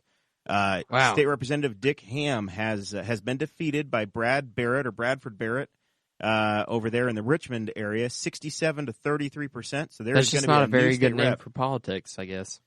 Dick Ham has been a legend, man. He's been around a long time. And then we've been watching that race in District 69. Jim Lucas, Nancy Frank, and Jim Lucas. It's 59 to 37, but it has not been called yet. So that one we're gonna have to stay tuned. No new updates out of Senate District 26, our northern Indiana or northern Henry County. Northern Henry County, yeah. Looking in statewide here, trying to see what the newest late updates are. It's tightening. Mike Braun his race has tightened just a little bit. He's down to an 11-point lead, not called yet. 42% of the vote is in. Braun leading Messer, and then Todd Rokita. Wow, I'm surprised by that. I figured that Rokita would probably my prediction would have been that he would have come in first, and then Luke Messer in second. I fully expected Mike Braun to lose that race because if you ask me, in my opinion, there is literally no difference between the philosophies of Mike Braun and Joe Donnelly. So down at Primo, it sounds like Chase Peyton is ready to go. Chase, you've got a guest for us. I do. I got another special guest. All right. I got Ed. You got Ed Tarantino. Ed Tarantino. We haven't heard from him in a while. Yes, sir. Let's go. He's doing good. He looks like he hasn't taken a nap in 60 years. Yeah, I mean, he is. It looks like he just drank a Red Bull. He's still going. Just drank a Red Bull.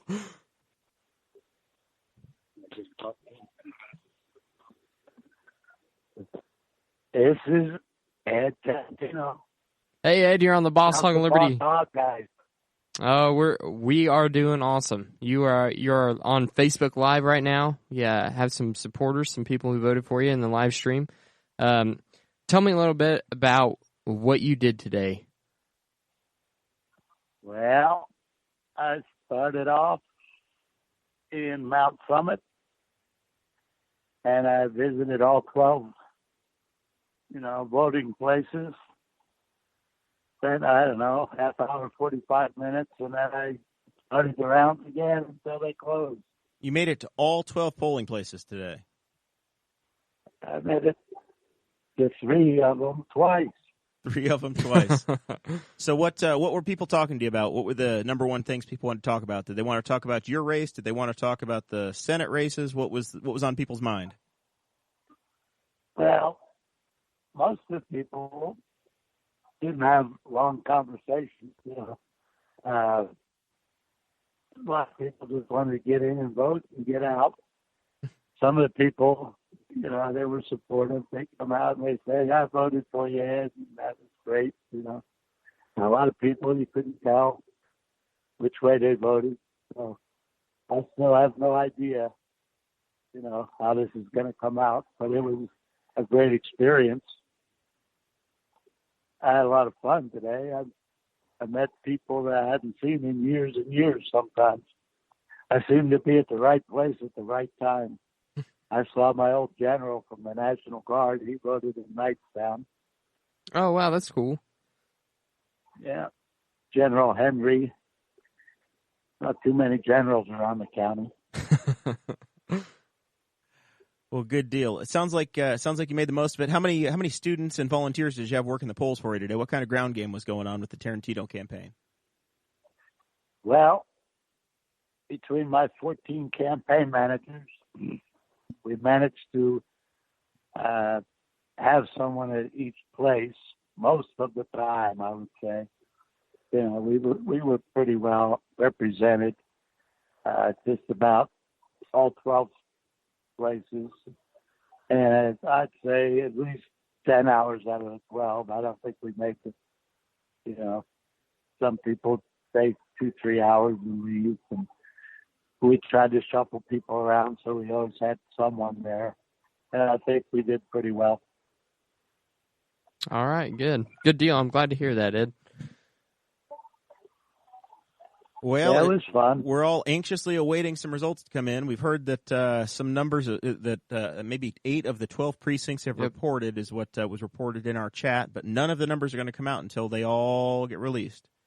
So we're all going to find out here together, hopefully real soon. This went late into the night a couple years ago, but hopefully we're going to have some results in the next. I'm gonna say half an hour. Hopefully by 9 o'clock we've got something. Yeah, we'll go with what Steve Duggar told us within the hour.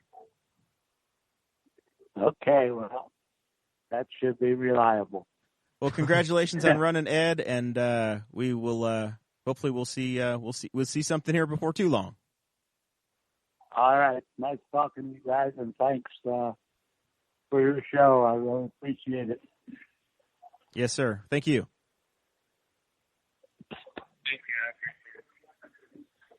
All right, guys, I'm back. You're back. Hey, what's up, Chase?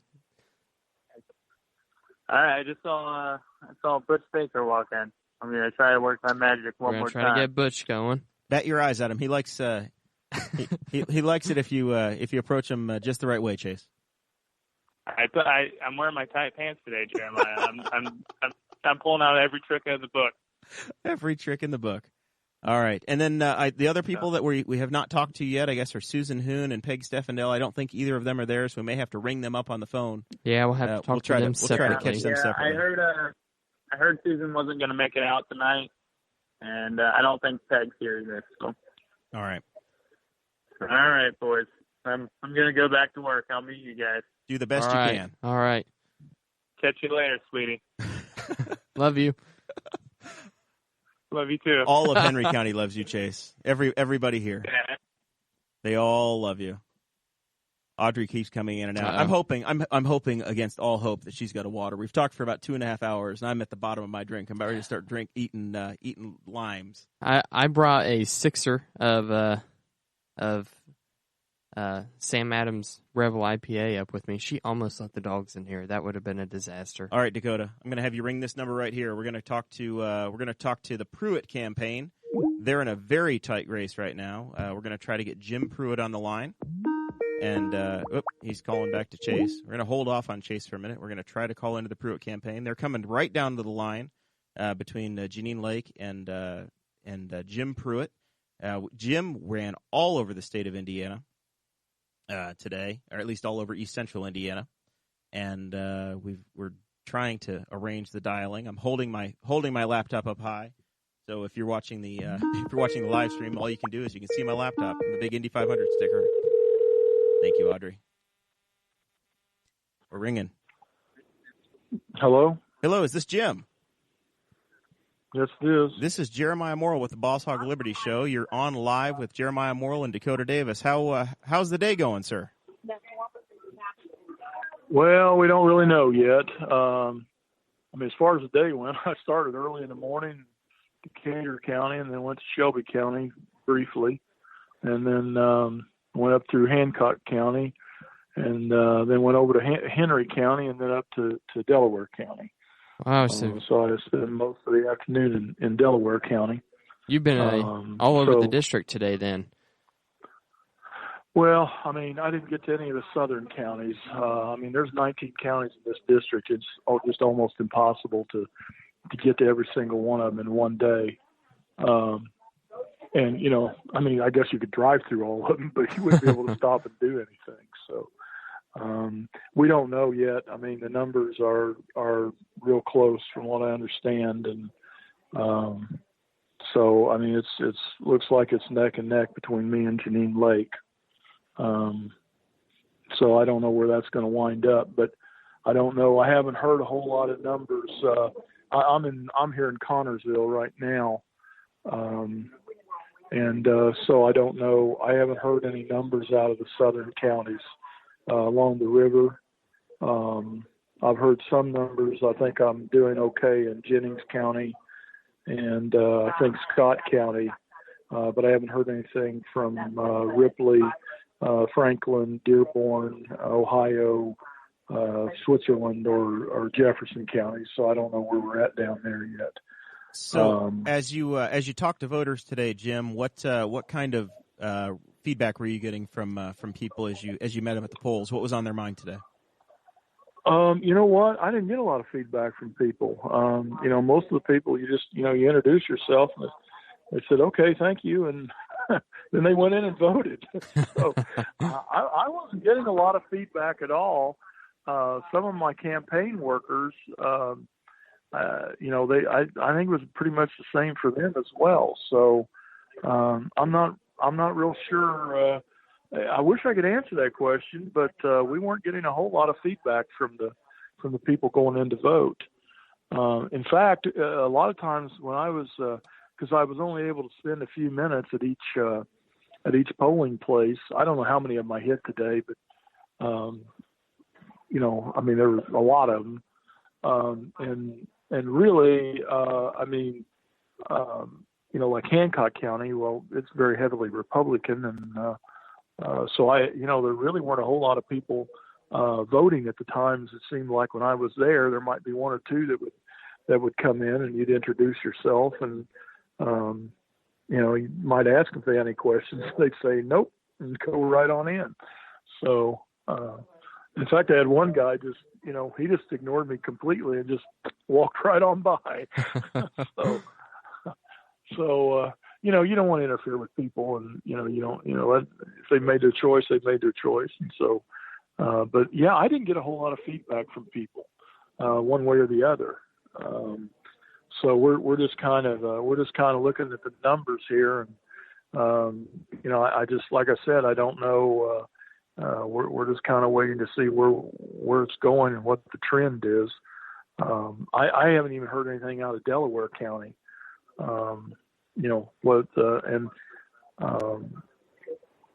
So I'm, I don't know at this point. We're just kind of waiting to see. It's very hard to predict. Yeah, we're based in Henry County here, and we've got some races that are this one of our state Senate districts that's the open seat.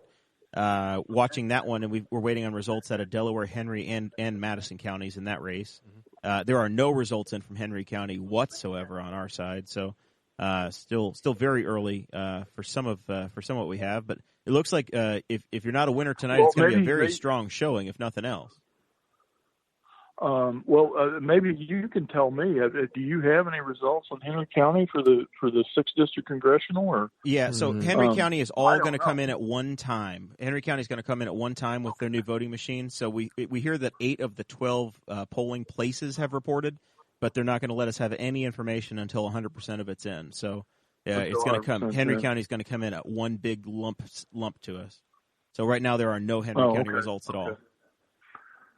Okay. Well, and I also heard that Dearborn County, their voting machines were they weren't able to use their voting machines today. They had to go to paper ballots. Oh wow! So I guess they went to use them, and they were all every single one of them, I guess, is broken in some fashion or other. Some of them were out in batteries, and some of them were. That's what I've been told. I can't verify that, but that's what I've been told. So that may be later on tonight before that comes in. So maybe a long night. Maybe a long night for me. Yes, sir. Well, congratulations on running. We appreciate you taking the time to chat with us, and we thank you very much for running. We think the more candidates we have that are shaping a debate, the better it is. And we certainly tracked your campaign not only today but across the whole spring. And you guys ran a great campaign. We're very active. So congratulations on the campaign. We'll see how it all shakes out. I appreciate that, and we'll see how it comes down. So thank you very much. Yes, sir. Thank you, Jim. Okay. Bye-bye. And just like that, we've got another one in the books. That's right. That race is starting to stretch a little bit. It is tough to know where it's going to land based on where the numbers are, but Lake is leading Pruett by 13%, 39-26. Chase is messaging in saying, "Let us know when." We are ready now. If you've got that guest ready, we're ready. Yeah. Who we got this time? Let's see what's going on. We think it's going to be Butch Baker. That's the plan. Think. He could give us a toss up though, and Yeah, you we never don't know. know. We could get Kim Kronk. You just don't know. A minute ago, he was talking about Ed Yanis. He said, "Does Yanos sound familiar?" He said, "Yeah, he's a county commissioner." Oh, well, that guy's here in the building.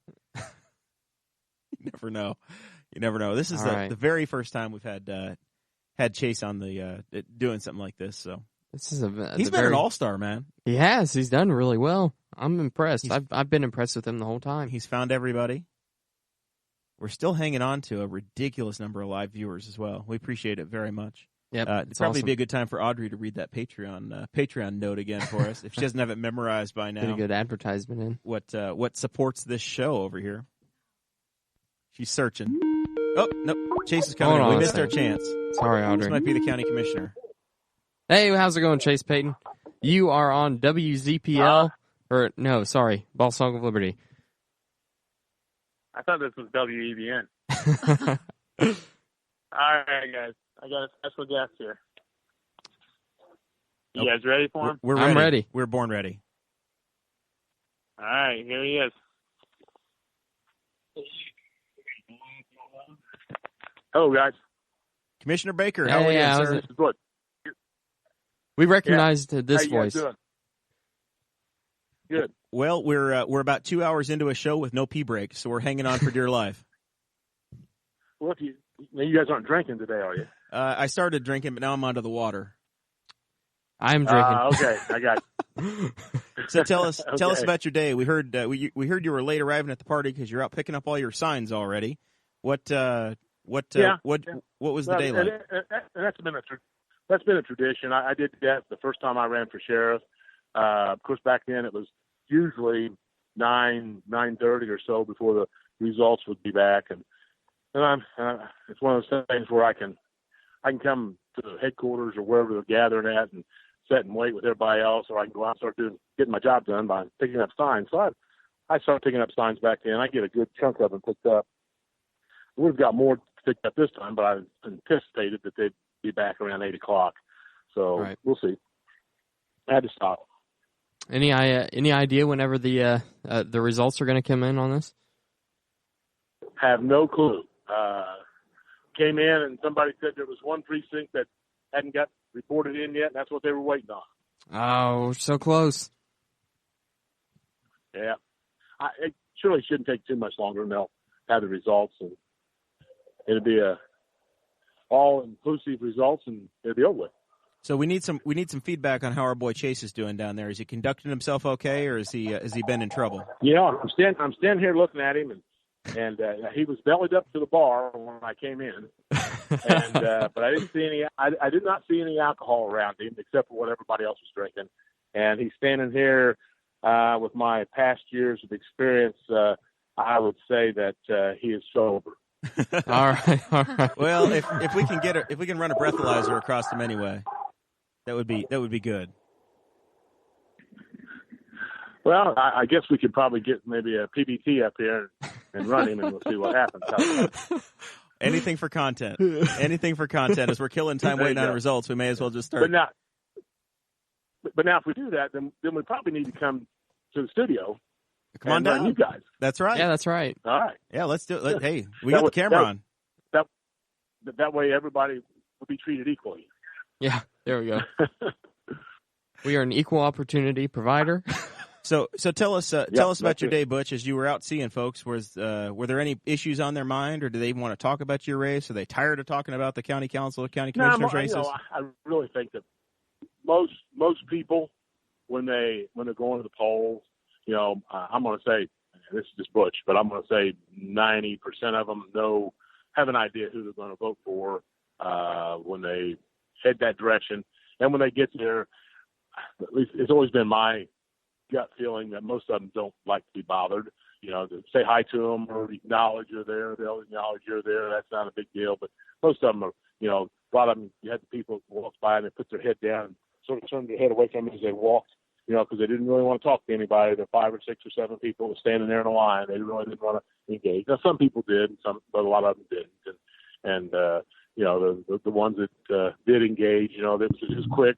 Then somebody hand them a pamphlet. They'd take the pamphlet and then move on to the next pamphlet, move on to the next pamphlet, and then go in to vote. So overall, how were you feeling about the election day? Well, it was a nice sunshiny day.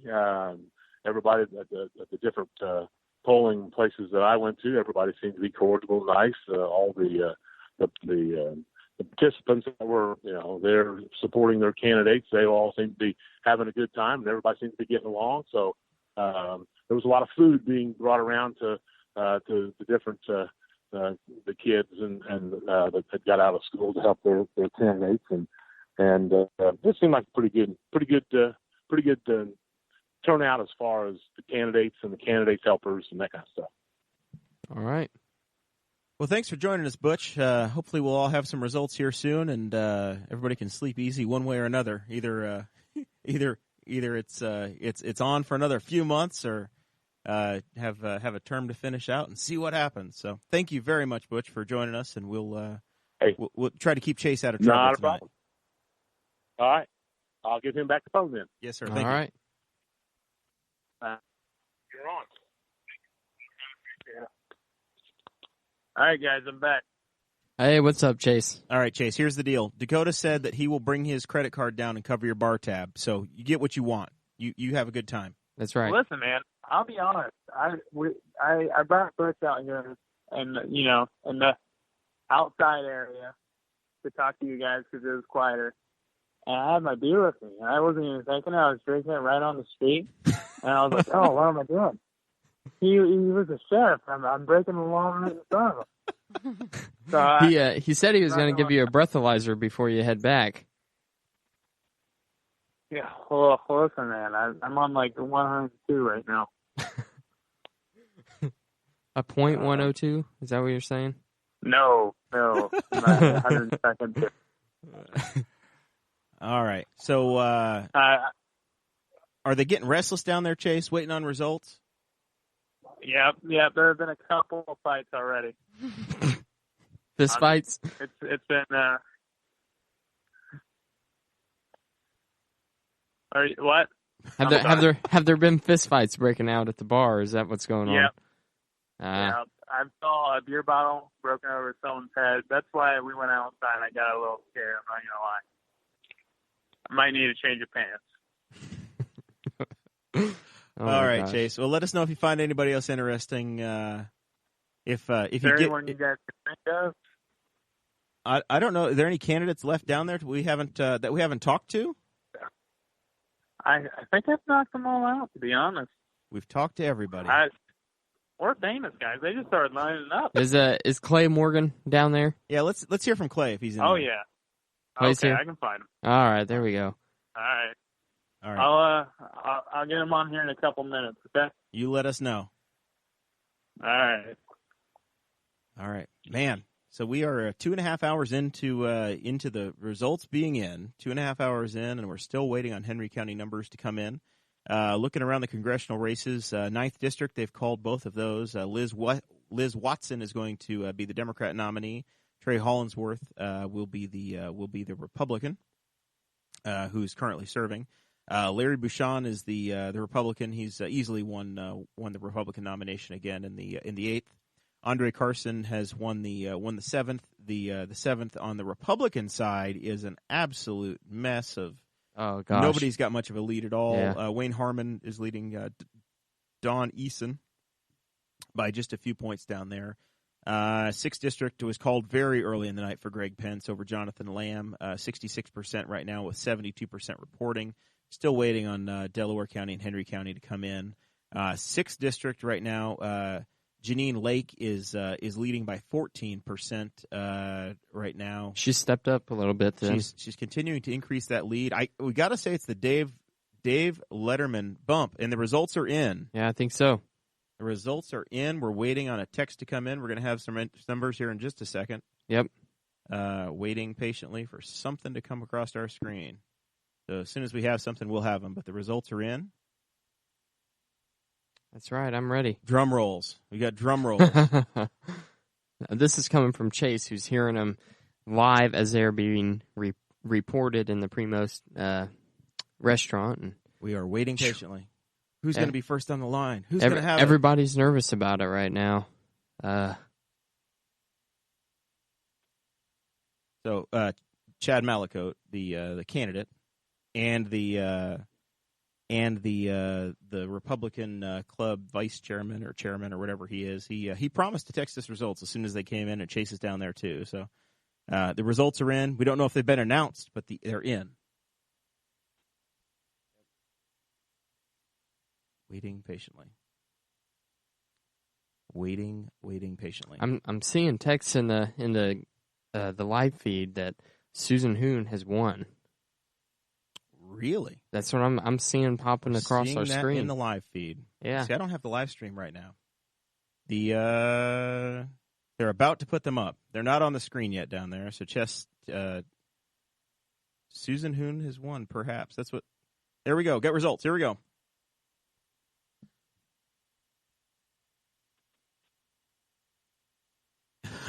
Okay. Northern District Commissioner Ed Tarantino has won 58 to 41%. Ed Tarantino has won that race. Kenon Gray has defeated Adam Bowman 55 to 44%. Very tight race in the third. Peg Stefandel is going to win 38.3%. Betsy Mills 36.42%. Stephen Duggar 23.17%. Casey Stoltz 2%. And in the 4th district, Hoon 52%, LaMar 47%. So we've got some upsets here, boys and girls. We have got, we have literally got a shuffle of our entire Henry County government. There was reelected. Wow. This is insane. In the prosecutor's race, Joe Burzak 65%, Tony Saunders 34%. Wow. I'm going to work on updating these in here. It looks like a 22% turnout. 80% of the people that showed up were Republicans, is what Chase is reporting right now. Henry County Sheriff, we don't have anything else on that side. But, yeah, the breaking news right now, Ed Tarantino is going to be the Northern District Commissioner candidate. He's going to advance. Kenon Gray narrowly defeats Adam Bowman. Chad Malicoat moves on. Peg Stefandel wins her side, so she will be facing Dakota Clark and Jesse Riddle. And Susan Hoon has defeated Nate LaMar. So we are going to have very, very, very different county council coming along, and a new commissioner makeup as well. If these people win, of course. Well, regardless of whether or not they win or not, we won't have an incumbent. We're going to have changes. But this is, I'm just reminding everybody, this is the primary election. That's correct. Nothing. Some people still have to face 2 other candidates in the fall. So Gray 55%. We're going to fill in our spreadsheet here and let Audrey update the big board. Yep. Man, oh man. Wow, this is crazy. This is crazy. It's not what I expected at all. I was expecting There's so much news right now. I was expecting to see numbers be a little bit. I didn't expect that much change. I wasn't going to be surprised if there was some, but this is big. Yeah, so 58% Tarantino and 41% Baker, or 41 Baker. The only re-election at all is going to be the prosecutor. Tony Saunders got 35% of the vote and 65% for Joe Burzak's.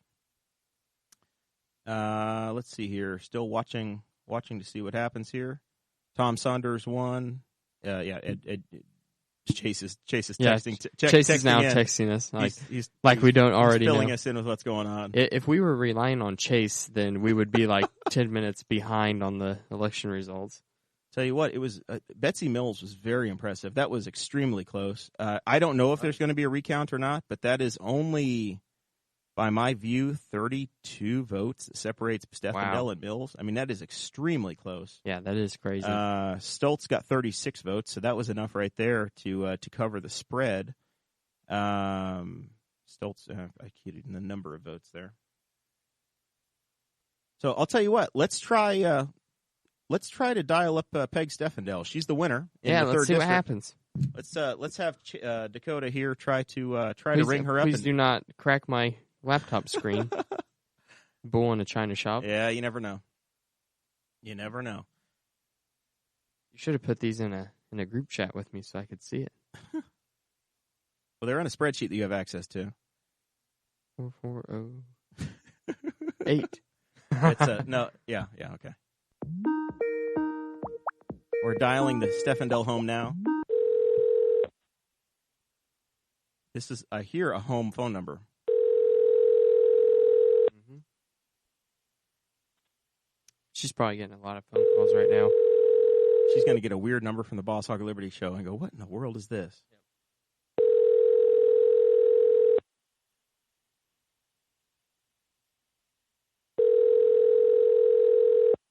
I don't think we're going to. Oh, is this Peg Stefandel? It is. Hey, Peg, you're talking to Dakota Davis and Jeremiah Morrell from the Boss Hog of Liberty podcast. Oh, we were hi. calling to congratulate you on your primary win. Well, thank you. I just found out that I won because I didn't know. I'm watching you guys, but it's breaking up, and so I can't tell what's going on. So, but thank you. I did not know that until Travis Weeks called from the paper. Awesome. So thank you very much. The results are in. It looks like you have a very, very narrow win over Betsy Mills. Betsy looks like it was just about 20 or 25 votes short. So it's very close. Quite the oh my! Quite the results. How was the day when you're out talking to folks today? It went well. You know, some people simply did not want you bothering them, and I understand that. I'm kind of that way myself. But it went very well. I'm tired, but other than that, it went. You know, it went well. It really did. Yeah. Well, congratulations! You got a lot of work in the fall. You've got two young men waiting now. You're going to have Jesse Riddle and Dakota Clark. Have you met those guys? You know what to expect? I've met Jesse just briefly one time, I think back in 2016. But no, Dakota Clark, I've never met him. All right. Very good. Well, congratulations on the win. We're excited for you, and it's definitely going to be a new council. What is it? Did you expect going into this? Is this what you expected? I was hoping. I just was kind of saying, you know, whichever way it goes, I'll accept it, and that'll be it. So, you know, I'm happy to move on, and hopefully we'll satisfy. If I win in November, then hopefully everybody in the county will be glad they voted for me. Yeah, you definitely accept these results, right? Yeah. Oh, yeah. Yeah. Yep. Well, congratulations. Enjoy the evening talking to the family, and we'll be hearing from you again soon. Now we got to have you back on the show for the general. Oh boy, I'll have to get some new hobbies. Yeah. No, I'm looking forward to it. Yeah. All right. Well, congratulations again. Thank you so much. Bye-bye. All right. Yeah, so we're looking at the results here. The difference in County Council District 4 between Hoon and LaMar was only 69 votes. Wow. 52% to 47.9%. Holy cow, that is crazy. Very, very close. We don't have precinct by precinct to see where things were. And then the Kenon Gray and Adam Bowman, that was also an extremely close race as well. Trying to do the old math here. So every vote counts, guys. Every vote counts in these races. It looks like 141 votes was the spread between Gray and Bowman in that one. Audrey, you got any more numbers for us over there?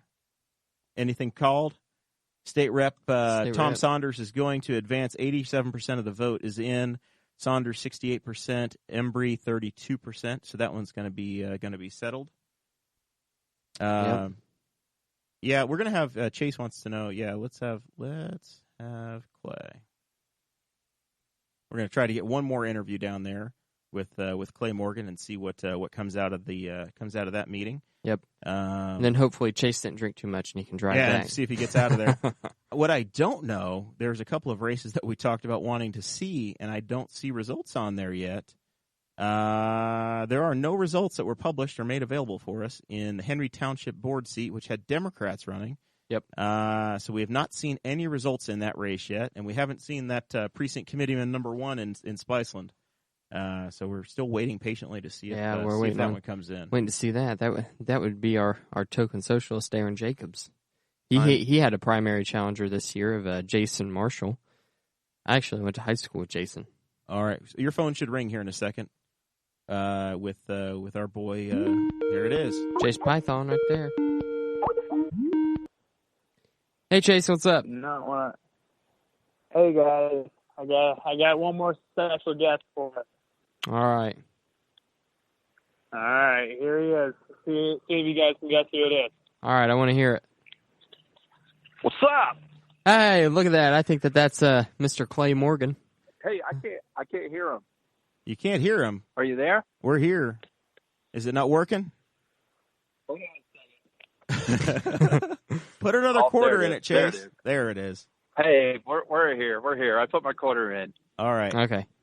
What in the world happened down there? You're going to have an entirely new council. That's exactly what I said. I turned to the person next to me.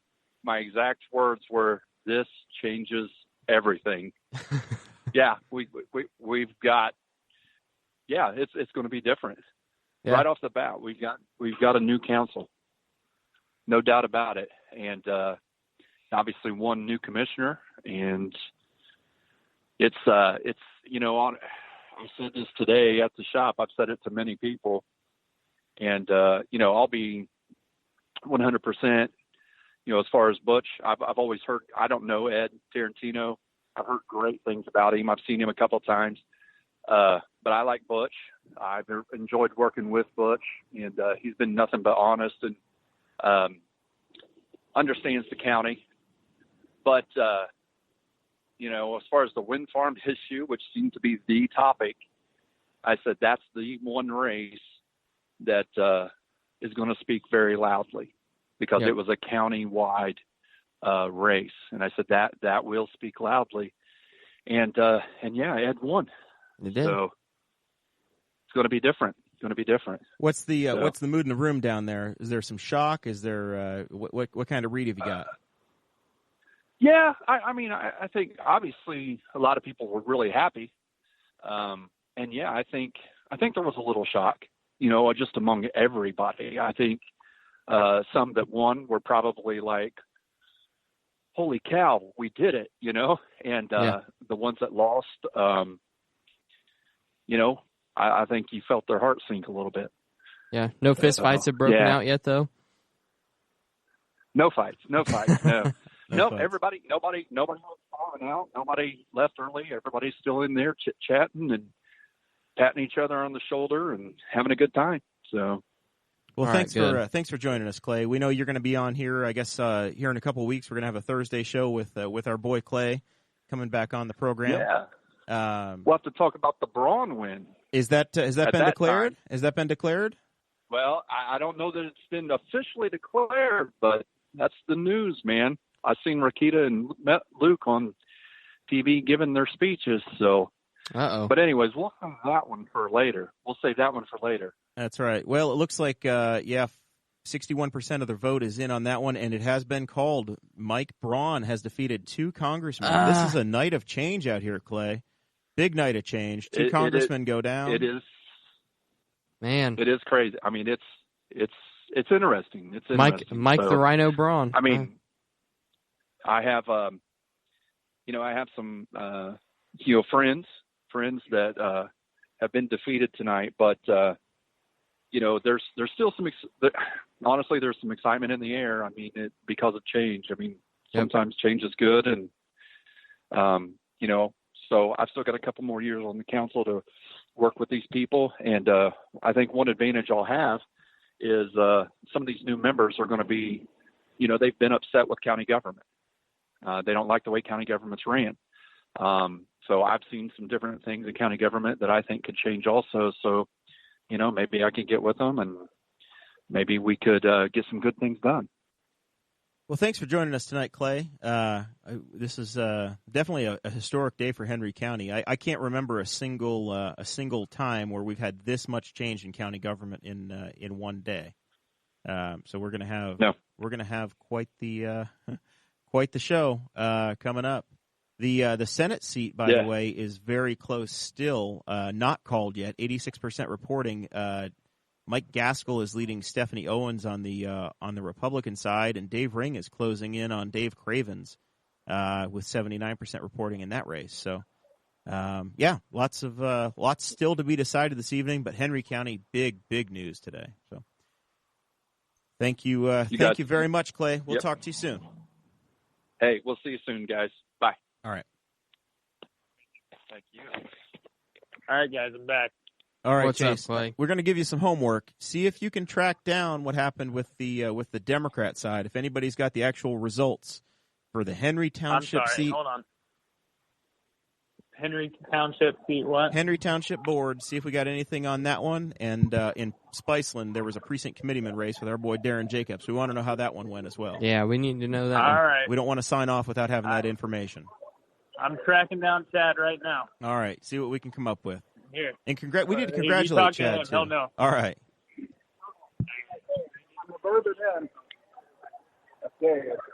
Hey, Mr. Chad. Malicoat, you had a decisive win tonight, sir. Yes, 100%. Can you believe that? The entire party It's nice united. to not run it against anybody. The entire Yeah. party united around you. Absolutely, it was pretty awesome. So big news coming out of there tonight. We're searching around. Nobody has posted what happened in Henry Township. Trying to cover some stuff for the Democrats around here today too. Don't have any results in that Henry Township board seat or our boy Darren Jacobs in his precinct committeeman race. You don't happen to have election results for those, do you? Let me see what all we got here. Do we have the board seat? There was a board seat open for them. Yeah. They're searching. We're tap Trying to get dancing this and figured looking. out. Man, I'm shook right now. I cannot believe it. Like, Democrat Party. Crazy. We're calling Republican headquarters looking for Democrat results. We're trying to equally serve around Yeah, here. well, I'm wondering what you're doing here. We're equal opportunity. So, sorry. We're equal opportunity servers. I can give you all the Republican numbers, but sorry, I can't help you on the Democrat side. That's all right. That's all right. Congratulations on the win, You need Chad. to call Alan. Hey, I appreciate it. Thank you very much. All right, man. All right, we'll talk to you forward later, to Chad. the fall. That's All right, right. You thanks, made it guys. through. All right. Well, let's see if we can try. All right. I think you can be excused for the night, Chase. If you want to come back to the studio, you can, or if you want to go home and drink it away. I'm gonna say some goodbyes to Betsy. She lost the close one, broke my heart. And then I might stop by the studio real quick and talk about the concert that I don't own. All right. I would be careful All coming right. to the studio because my dog does not like you, and they are out. Thanks. All right. So Thanks if for he's on everything me, tonight. it's on me. See you guys. Thanks for everything tonight, Chase. All right. All right, Well, bye. historic results out here tonight in Henry County. Yeah, it's crazy. We're looking at the big board over here. Audrey's still building the board, but I bet there is a bunch of energy in that room right now. Can you? I can practically feel it radiating south towards the studio. Henry County has got an entirely a new majority council for sure. Yeah. Oh, yeah. No matter whose wins, we're going to have some differences. Still, so looking at the Senate, top of the race, we know now at this time that Joe Donnelly is going to face Mike Braun and Lucy Brenton. We know in the 6th district on the Republican side, it's going to be Greg Pence and it's going to be Tom Furkenoff for the Libertarians. Still nobody yet on the Democrat side. We're expecting it to be Janine Lake, but we don't know for sure. I'm going to have you, Dakota, try. We're going to try to get Susan Hoon on the line. Yeah, let's try to call Susan. We're going to try to call Susan and see what happens here. I bet that her phone is swamped right now. It might be, though. but you never know. I'm going to write down a number for you, and you can dial it instead of having to look it up. Yes, I would much prefer that. Try dialing that number, and we're going to see what happens. We're going to get some comment from Susan if she's available. She may be out in the streets. We thought she was going to be at Primo, but something changed, and I think she decided she just wanted to be at home. And that's hey, that's okay. I've done the election night party going out sometimes, and I've been inside too. So we're dialing. We're dialing Susan Hoon right now. I'm going to let you handle the phone call. All right, I can try to do that.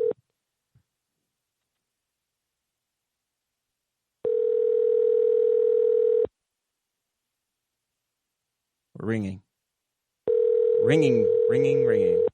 The whole county's listening. Hi, you've reached the voicemail of Susan Hoon. Please leave a message. Thank you. Nothing. Nothing. Big timing us. She's very busy. She's big timing us. That or she doesn't want to answer the phone for a weird phone number. That's an Indiana phone number. I know it is. Well, we tried. We tried on that one. Still looking to see on the Congress side. Let's reach out to the Lake campaign. I'm going to send a message out, a feeler, and see if we can get her on the line. And we're going to try something here. Yep. No guarantees. Still waiting on the internet here. Kirsten Kronk, one of our Patreon supporters, just said that there's now potential for women to outnumber the men on the county council. So I don't know if that's ever happened before. That's really good. Do you know if that's ever happened in Henry County's history? Not to my knowledge. I think the most we've ever had is 2 or 3 ladies serving on there. But yeah, there's a chance.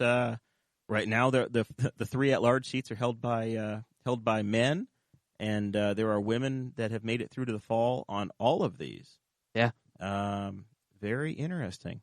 It looks like a speech has taken place for Janine Lee Lake. We're going to send our message in. Are we going to call her right in the middle of her speech? No, that's why I think she's big time enough now. I mean, she's got the Dave Letterman connection. She got Dave Letterman. We need to make sure that she's available to take a phone call. Can we call you from BHOL? ? Are you available to take a call? Once again, we don't have a producer. We are the producers. We are the producers here. So as we're setting this stuff up, it's all real time. We are about 2 hours and 15 minutes into a live broadcast. We're trying our best, though, and it is not the coolest room in here.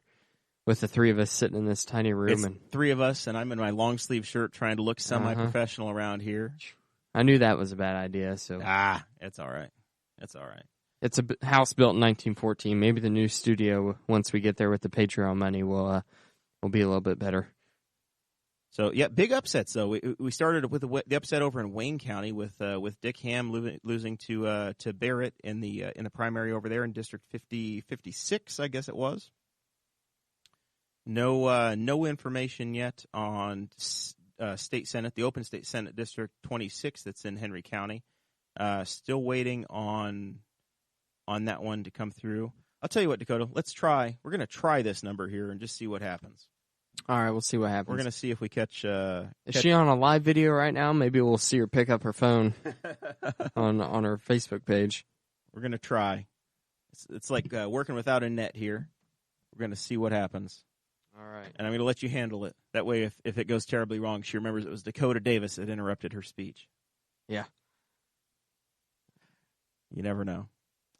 You never know. We're still searching here. The State House District 4 is another one. Audrey, do you have any results in that one yet, or are you still working on it?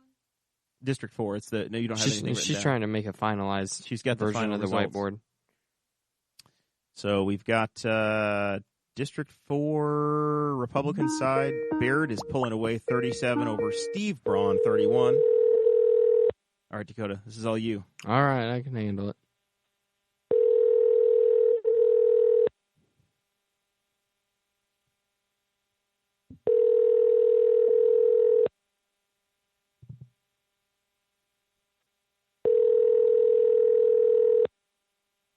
I don't think we're going to get her. I don't think so. Hi there, you reached the voicemail of Janine Lee Lake. I'm not available. Not this time, people. Well, it looks like these people are all celebrating, and they're like celebrating. They're like, "Why the hell? Why is there a Skype number calling my phone?" Yeah. Well, they have called it. WTHR has called it. She has won. She's won She officially has won. now. Janine Lee Lake from Muncie is going to be the Democrat nominee. So we know it's going to be Greg for Pence. Our congressional district. For our race, District 6, it's going to be Greg Pence, Tom Firkinoff, and Janine Lee Lake of Muncie. So we've got Columbus, Richmond, and Muncie represented on the ballot. That's right, on the ballot.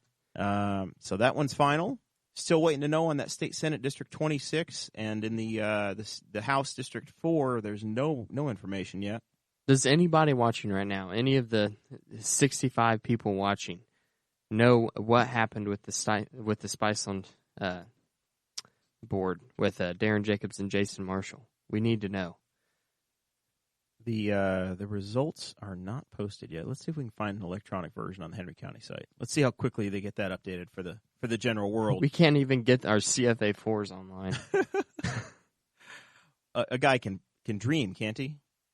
Well, 2018 primary election results. We might have a new one. We got it. We got something here. Uh-oh.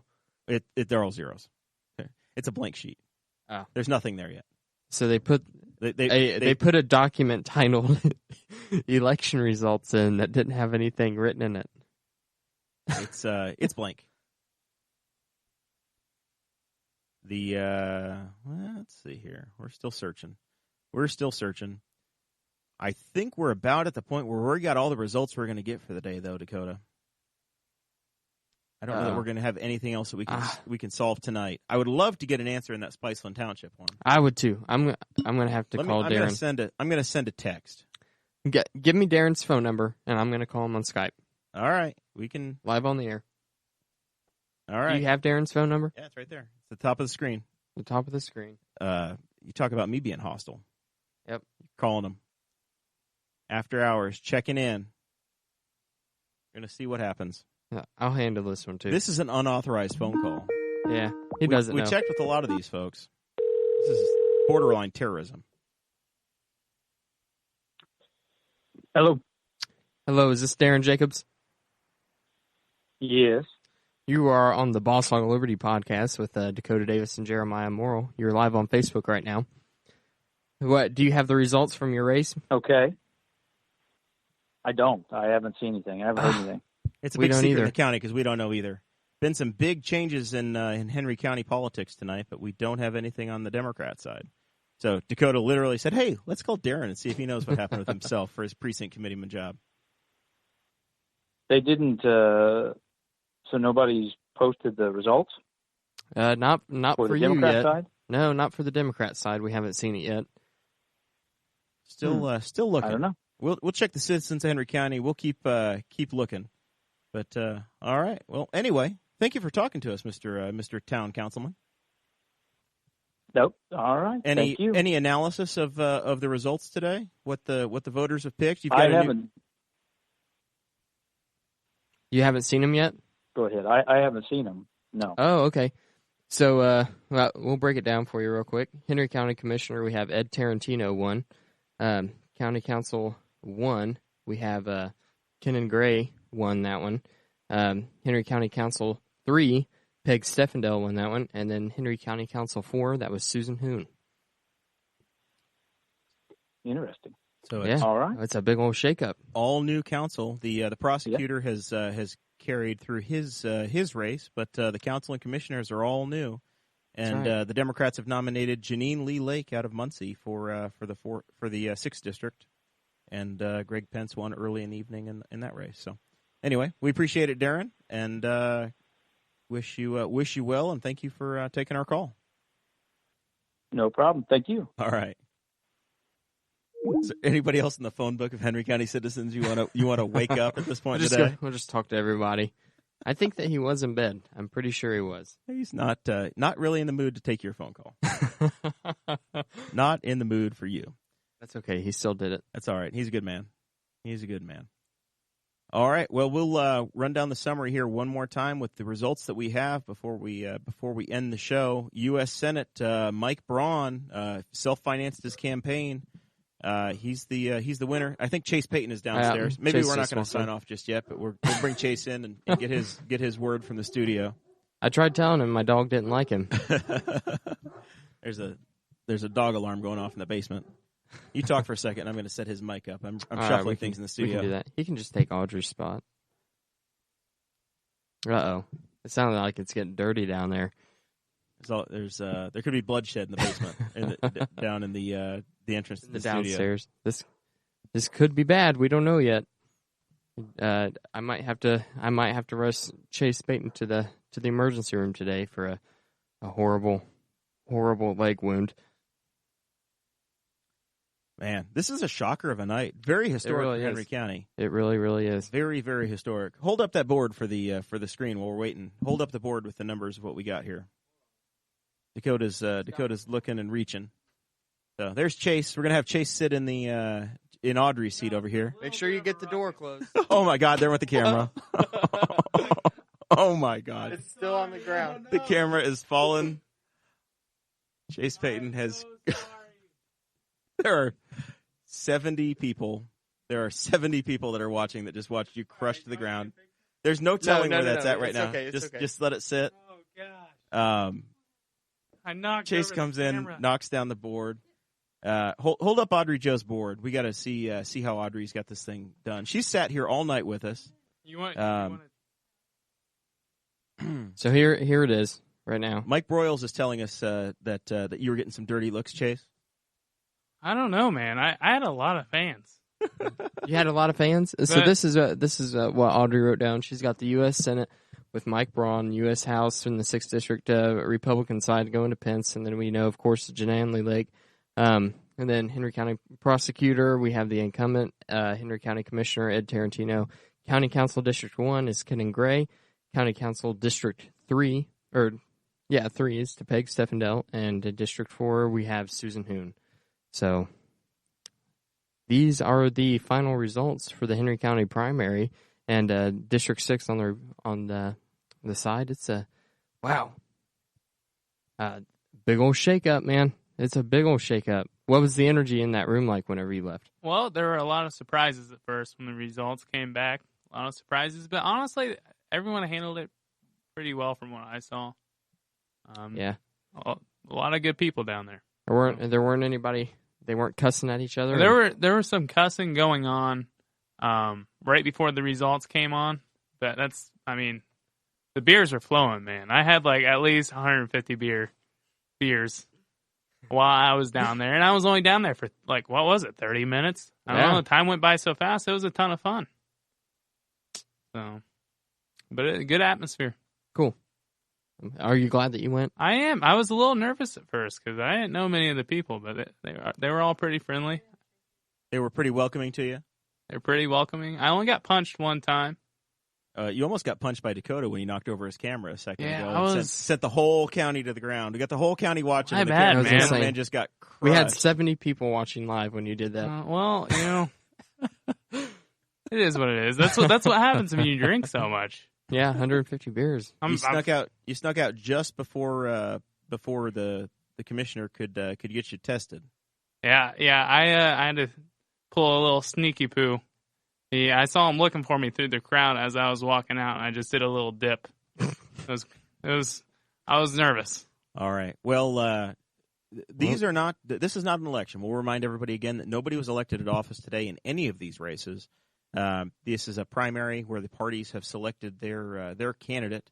But if there's a race where nobody's in that race yet, like the county commissioner race for Ed Tarantino, there very well could be a Democrat that gets appointed or a Libertarian that could be added to the ballot.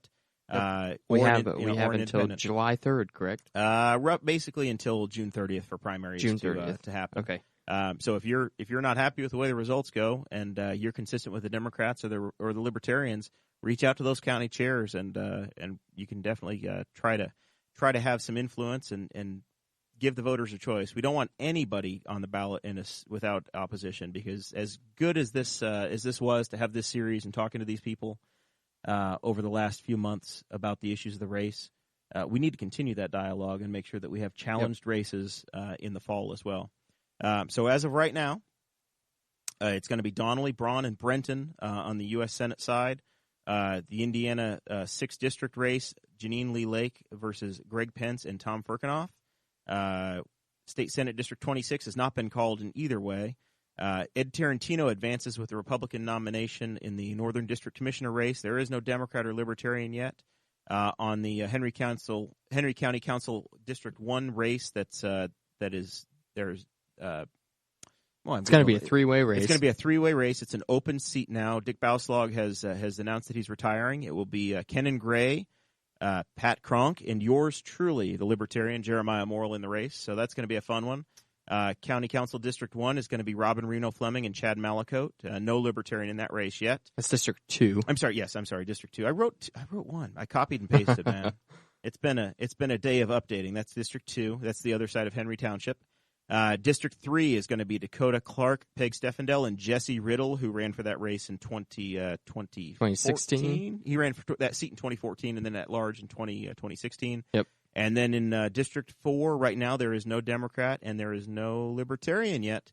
Susan Hoon is the winner in the Republican primary, narrowly defeating Nate LaMar, 52% to 47%. Peg Stefandel won by just a handful of votes over Betsy Mills in her first run. I think we should do a recount. I like both, but Betsy's my girl. Betsy's your girl. It sounds like you were practically adopted by the Mills family tonight at dinner. Oh, they were really nice. I didn't eat dinner with them. I sat down with them for a while. I met them. Yeah, good family. You know, they seem like good people. They won me over. Well, there you go. All right. Well, thank you guys for watching very much. Once again, if you've enjoyed this coverage we've had tonight, you can support us on Patreon. Boss Hog of Liberty. Jump on Patreon, type in that, or www.patreon.com/Boss Hog of Liberty. You can join. Or you can go buy a T-shirt, go buy a coffee mug. We have drawstring bags. We have everything that you want. It can be in 2 different Boss Hog of Liberty designs or a tinfoil time design if you're a Patreon subscriber. On Redbubble, go on to redbubble.com and search BHOL. And you'll find our portfolios, and you can buy that stuff there. And it's shared right from our page. Go to you're already watching us on the Facebook Live, or if you're listening in the podcast form and you made it through almost 3 hours of a live show, you can jump on our Facebook page, and all the data is right there. The link is there to make it clickable. We have late breaking results here. Darren Jacobs has won his seat. He's been reelected as precinct committeeman in Spiceland Township. 17 votes to 11. Darren Jacobs was retained by the people of Spiceland to be there. There were 28 Democrats in line in Spiceland. 28 Democrat votes were cast, and thankfully, for Darren's sake, we woke him up at home, and he found the results, and he's continued. Gosh. We don't know about Dale Cole's race. That's the one we don't know about. And I Dale would Cole's still love another to know. celebrity from the podcast. We really needed. We've all talked about Dale Cole. Yeah. He's on the Planning Commission. Dale Cole is legendary. He's run for a number of offices. Yep. Henry County legend. Dale Cole. I'm gonna check Citizens of Henry County one more time before we sign off to see if anybody dropped the stuff in here. 17 to 11. 17-11. Man, 3 people filled up their vote. Darren would be out on the street. That's right. Poor Darren. Almost had to buy yard signs. Oh, man. Gosh. All right. Well, anyway, That was we're going to be good. back Thursday, 2 nights from now. We're taking tomorrow night off from podcasting, but it's going to be myself, Dakota, Jesse Riddle, the 3rd District Libertarian, and I guess as long as it rains and he's not in the fields, Cade Coger is going to make his triumphant return. Yeah, we're gonna hope for that. All right, guys. He's not a real farmer, so he should be able to make it. Well, maybe this year, if he plants his corn just right, Listen, maybe he can be a guys, real farmer. I just want to say something real quick. You got it. I think we need to become an anti-farmer podcast. Okay, we're anti-farmer. Listen, I'm sick of running into them on my way to work. Going down the There roads, you go. they just go so slow. I realize that's their job; they got to plant, but just drive at a different time. I'm not on the roads at 12. Well, that's why Cade was on his way home from the fields this morning at 5:30. Well, listen, I'm not anti-fake farmer. Oh, you're just anti-real farmer. Yeah, I am for the scientists growing meat in the labs now. But yeah, that's all I had to say. All right. Facebook live stream, we got Dale Cole. We do have results? Yeah. I'm efforting. I'm trying to get back to it. Uh-oh. You're not going to be able to see it now. Oh, we'll find it. This is bad. We'll find it. We'll get there somehow. We're streaming. I was starting to wind things down. I was trying to check in to see if we picked anybody up, if there was any excitement. I don't know, man. This is a historic day, man. It really is. All kinds of news. Henry Township Board member 3 selected. Yes. Ashley Huffman, Democrat, 29.11%. Melba Jane McKnight, yep, Democrat, 24.12%. David P. Tyner, yep, 24.06%. And then Dale Cole, Democrat, at 22.71%. It was very close, but your Yes. winners are Huffman, McKnight, and Tyner, and they will face the 3 of them. It'll be a pick 3, and Francis Lewis has filed in that race. So Libertarian Francis Lewis will be facing Huffman, McKnight, and Tyner for the Henry Township Board. Do you know her? Yeah, she's she almost looks like she could be a sister. Hey, Chase, you just got called whiny in the live stream. Uh-oh. Someone just said, "Leave earlier, whiny." Oh boy, yeah. Don't making fun of farmers, man. That's a risky That's thing. that's a dangerous position. I wouldn't do We that. better not let anybody know your address. They've got bigger equipment than you do. They can. Well, I know, because they go so slow down the road. Just put the pedal to the floor, man. All right. This has been a fun episode. I'm glad we did this. Oh yeah, I'm about spent. Yep. But this was fun. I had a cheese quesadilla for dinner, and I'm starving. All right, we're going to see you all Thursday night. Thank you for watching. This has been amazing. Thank you for being interested in politics. It's our pleasure to do this and be a part of this and have a following. So we're not talking to 3 people that are in the room and that's it. This is fun. So thank you guys for watching very much.